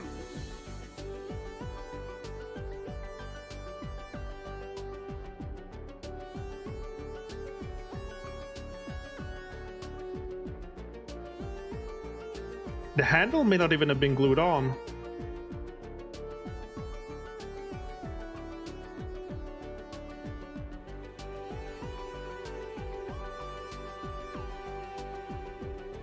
It's hard to tell on the picture.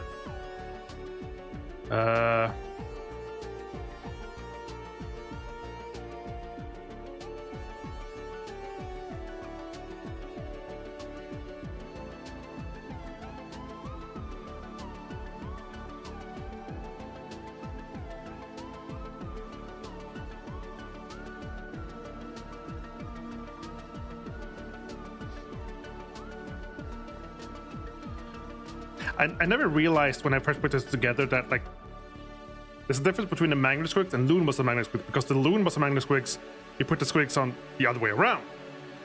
It would be cool to have like another one of these, but like a loon boss mangler, because it's like it's the same model, exact same pieces. It's just like put together like upside down. Well, not upside down, but like the other way around.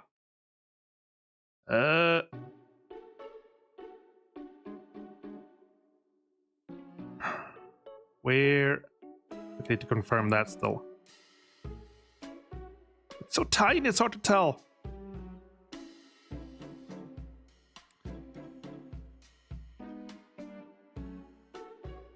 Is that piece of the strap? Does it have the strap in by itself?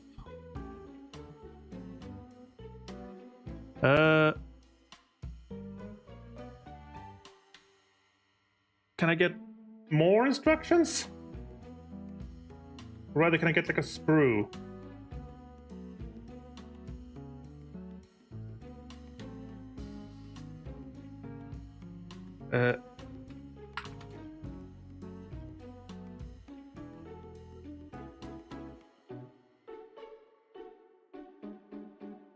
Is the sprue not included on this? No.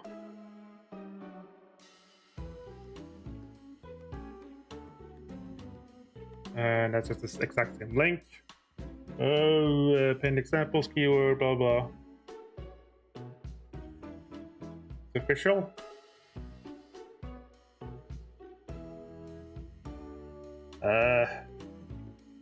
Official store has a picture of the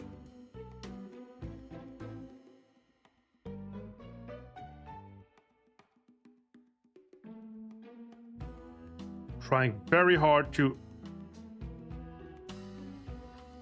zoom in so I can see the sprue, but it's like, can I copy image address? Open. There we go.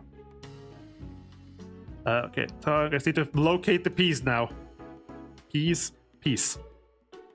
No.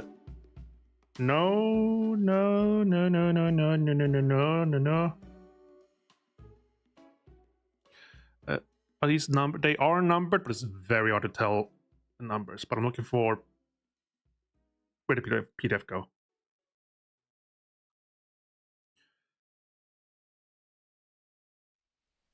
Uh, 40. No, not 42. Yes, 42. Amongst others.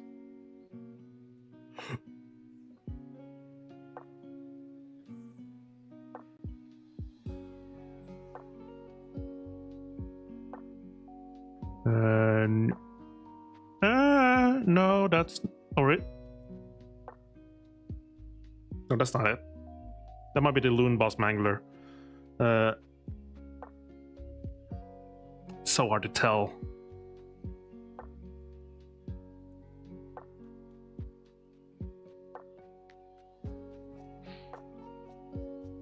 I think it's that one, but then that would mean okay.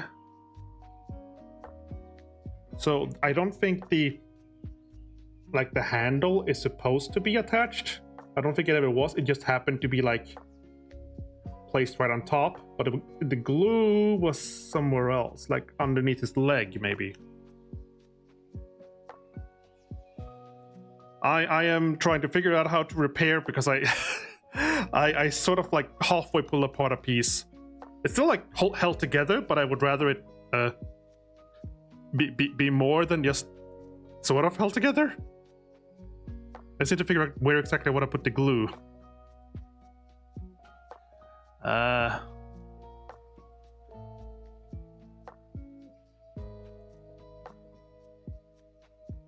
It's incredibly hard to find like a proper way to use these instructions, though.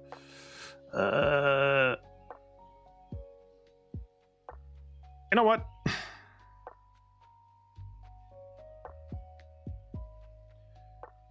Is the foot supposed to be attached? Maybe.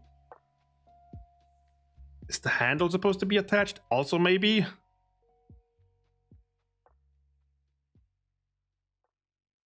If we just squirt some in there and see what happens. What's the worst that could happen? So it can mess up a bit of the paint, but it's not done painting, so... Okay. Here we go. Also, we need to actually get some going first. Like an unused, I don't know how hard. I don't want to like keep pressing and then you just suddenly go and it'll like just go sort of all over. Is it like actually open? I have no idea.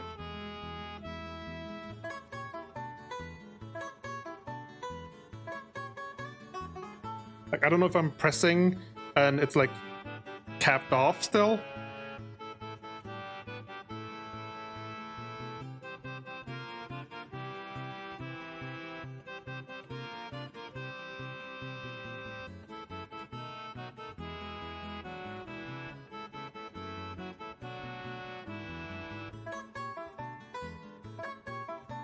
Squeeze.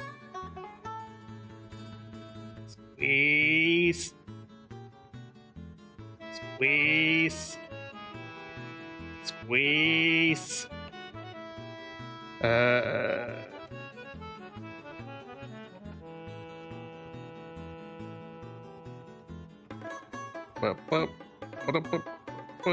Make house draws this distance, keep away from heat, blah blah blah blah. Boy, breathing in.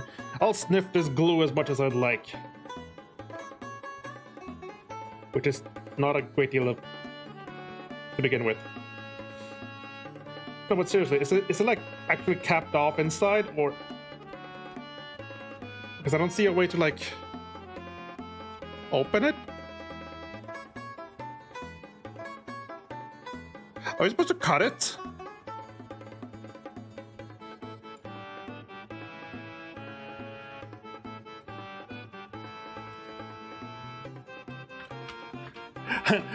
How to open? It's not the first.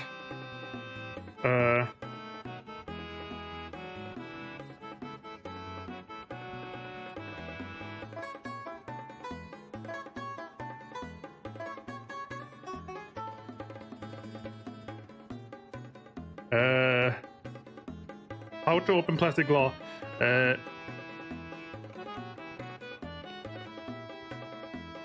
Use a needle to push through the bottleneck to open the flow glue. Oh! Use small pin to push through the bottleneck. Do not use scissors.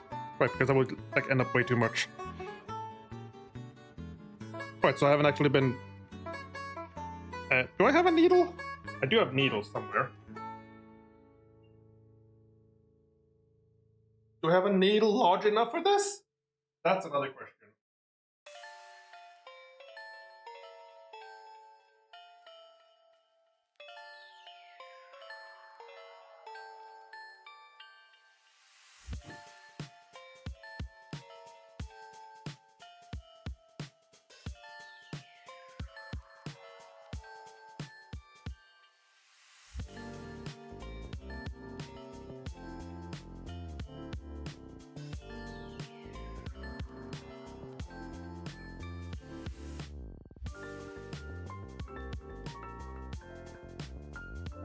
There's one needle. I don't know if it's long enough. I can try. It's just like maybe barely long enough to reach through. But even then I'll have to like poke it in with...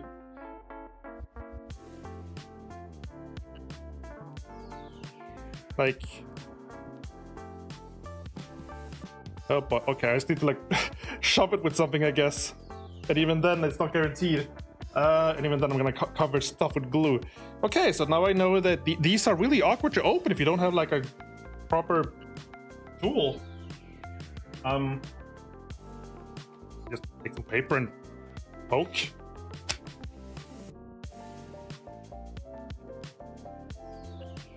Or, yeah, I don't want to mess that up. Start with paper for now.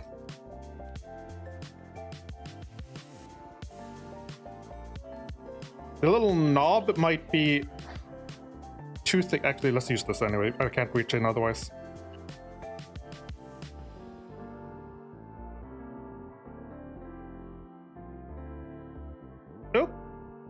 Okay, it worked. Now can I get this thing out?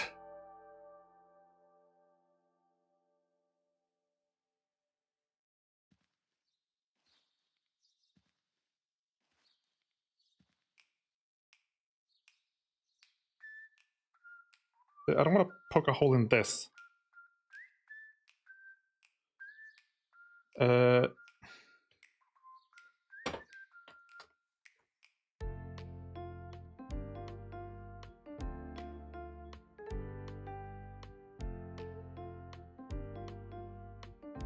Grab it.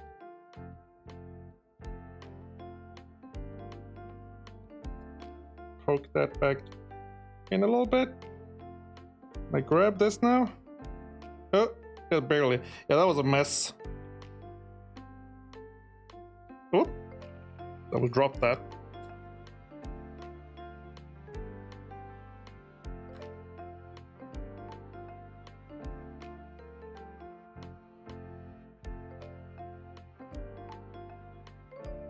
Well, now I know how that works, which is actually convenient considering I sometimes sell these.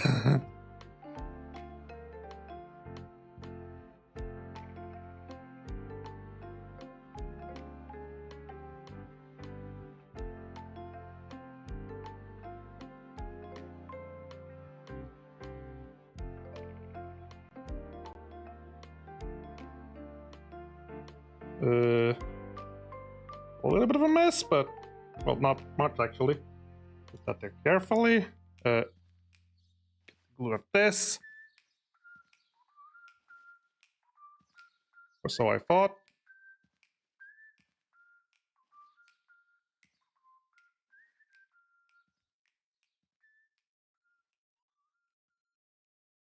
Okay. Now back to the thing where we're gonna attempt and hope it works. Right, I'm gonna like make sure we get some out and not like squid it all over. Oh, that's a little bead. Okay.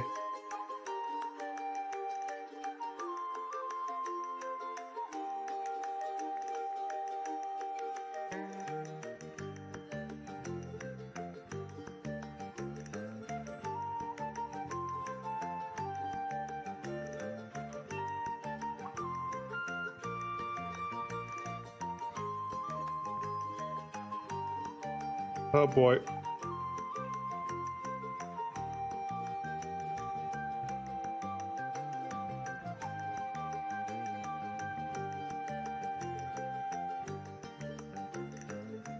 Yeah, it might be better to just like get a little dollop and try and paint it in there because I it's barely reach in there, so.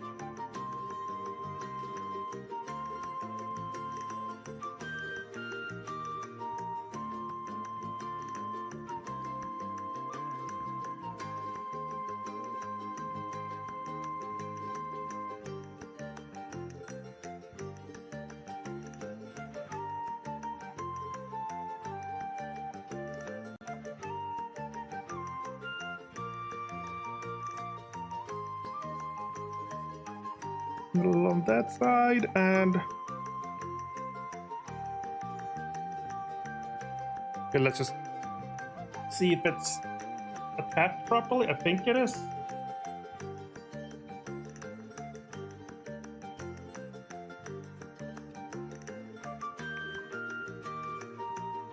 Need to hold it down for a bit, I think. I have learned that trying to use the glue on already painted surfaces just means that you can end up like running the paint off because it sort of melts the plastic through the glue somehow. I'm not sure.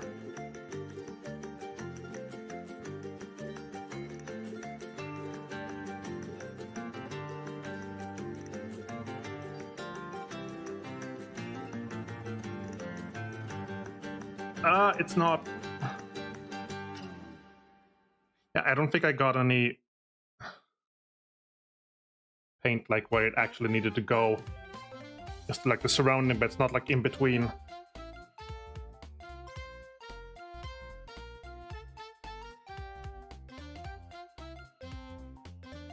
This is not great for this brush, but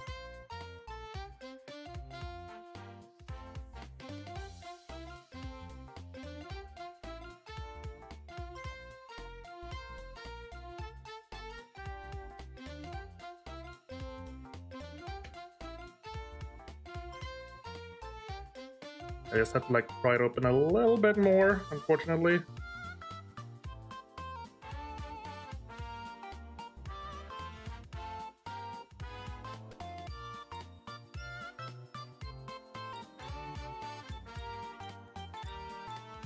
Oh god, I'm just lifting it up entirely now. Oh god, yeah, it's just completely come off now. Shit. Well, I mean, in that case.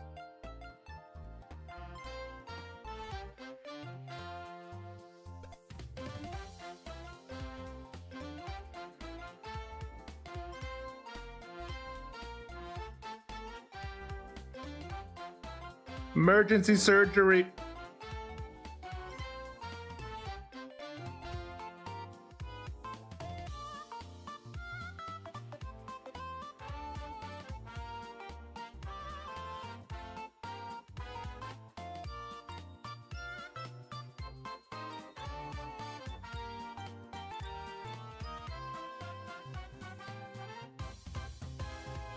Get it all over underneath there. And down.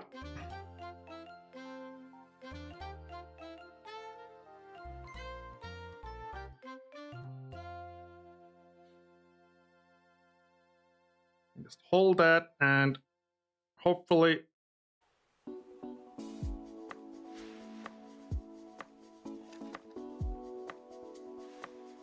right.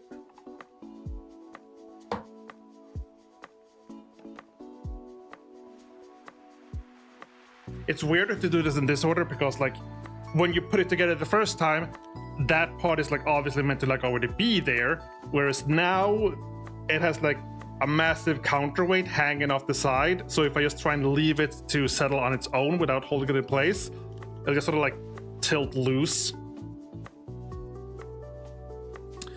I was gonna call a stream a while ago, but this is causing some slight problems.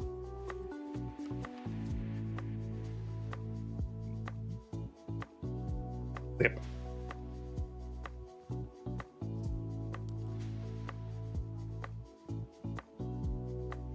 I have always been suspicious of this goblin. Like, the way the mangler squig is held together has always been like frightening. Because there's only like 2 points connecting the upper one, and it's like connected to the shoulder of the goblin, and then by the chains they're just sort of dangling, and it's awkward to look at when you're not used to building these. Like, it's like, oh god, it's gonna hold. Normally they should like be holding now, but again, because of all the extra weight, I'm afraid of like letting go until like it's properly drying for sure. Also, this brush, I forgot about the brush. Oh god, don't whack them, don't whack the bottle. I did just attempt to apply glue with the brush, which is not something you're supposed to do normally.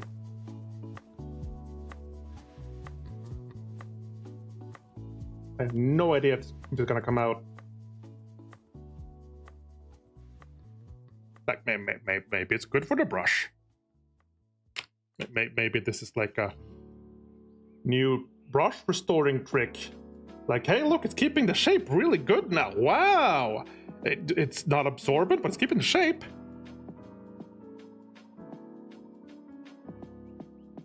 Who knows? I doubt it. I mean, yeah, there's like a... Okay, do I just throw the brush away? Or, no, yeah. Rather than try and pull out soap and try and clean it, like maybe just regular hand soap rather than like the brush soap. But yeah, I can feel like it's...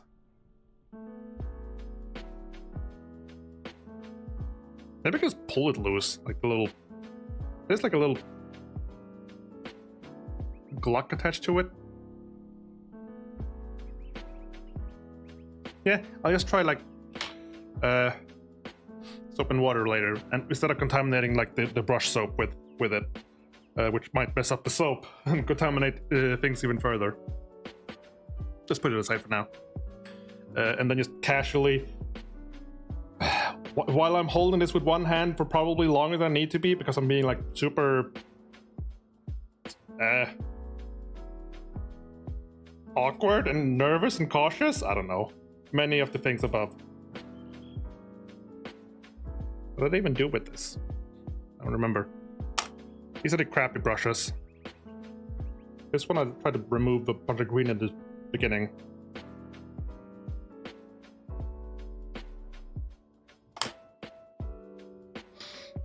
It's funny because like I have like a bunch of like disposable brushes, like sort of disposable, semi-disposable, like a bunch of them. But rather than like using them, I keep reusing the same brushes I have from the beginning. And especially with the contrast and speed paints, like you don't need fine brushes for those. And I'm still making do, I guess. I'm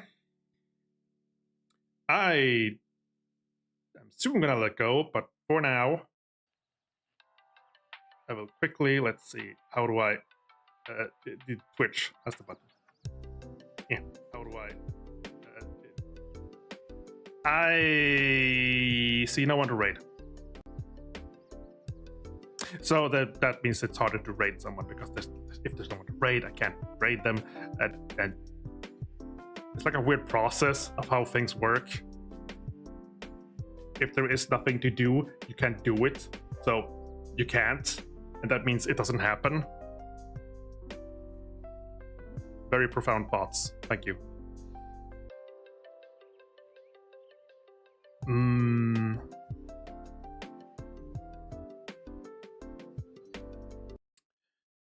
In that case, yeah, I guess I cut the music there unintentionally. But in that case, I am just going to press stop stream now. Ooh. Oh, an ad break ended. It says now. Okay, so I was rambling meaninglessly on my own, but basically, I guess that means that the stream will end now. Ooh. Well, I might. It should be fine by now. I'm gonna do like a very cautious army painter plastic glue dry. Too dry. The bond will appear set after 20 minutes to an hour. Full drying time is 24 hours. For best result, you should allow the full 24 hours for it to cure before using the miniatures in a game. Or attempt to paint it. Strong impact resistant bond. Plastic adhesive. 10 to 30 minutes or dry until a touch. Surface dry 10 to 20 minutes. Drying times can vary with the ambient temperatures and humidity, how to clean, blah, blah, blah.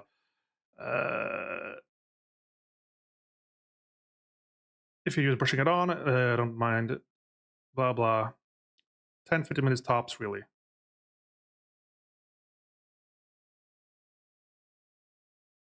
Normally, when you put things together, you can just sort of like apply it and then just leave it, hold it for like 10 plus seconds, and the surface tension of like the sticky glue will just hold it together, and then you will just dry.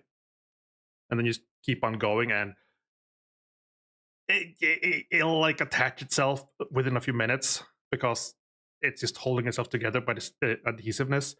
But again, because of the weight distribution of like this, I'm afraid to let go. It might hold itself now, but I might just be stuck like this for like another 5 minutes at least. Anyway, just so I keep any spiritual bears, present or not, happy. We are approaching 4 hours within 3 minutes and 22 seconds. So I'm gonna call a stream for now then. So thank you and good night. Bye bye.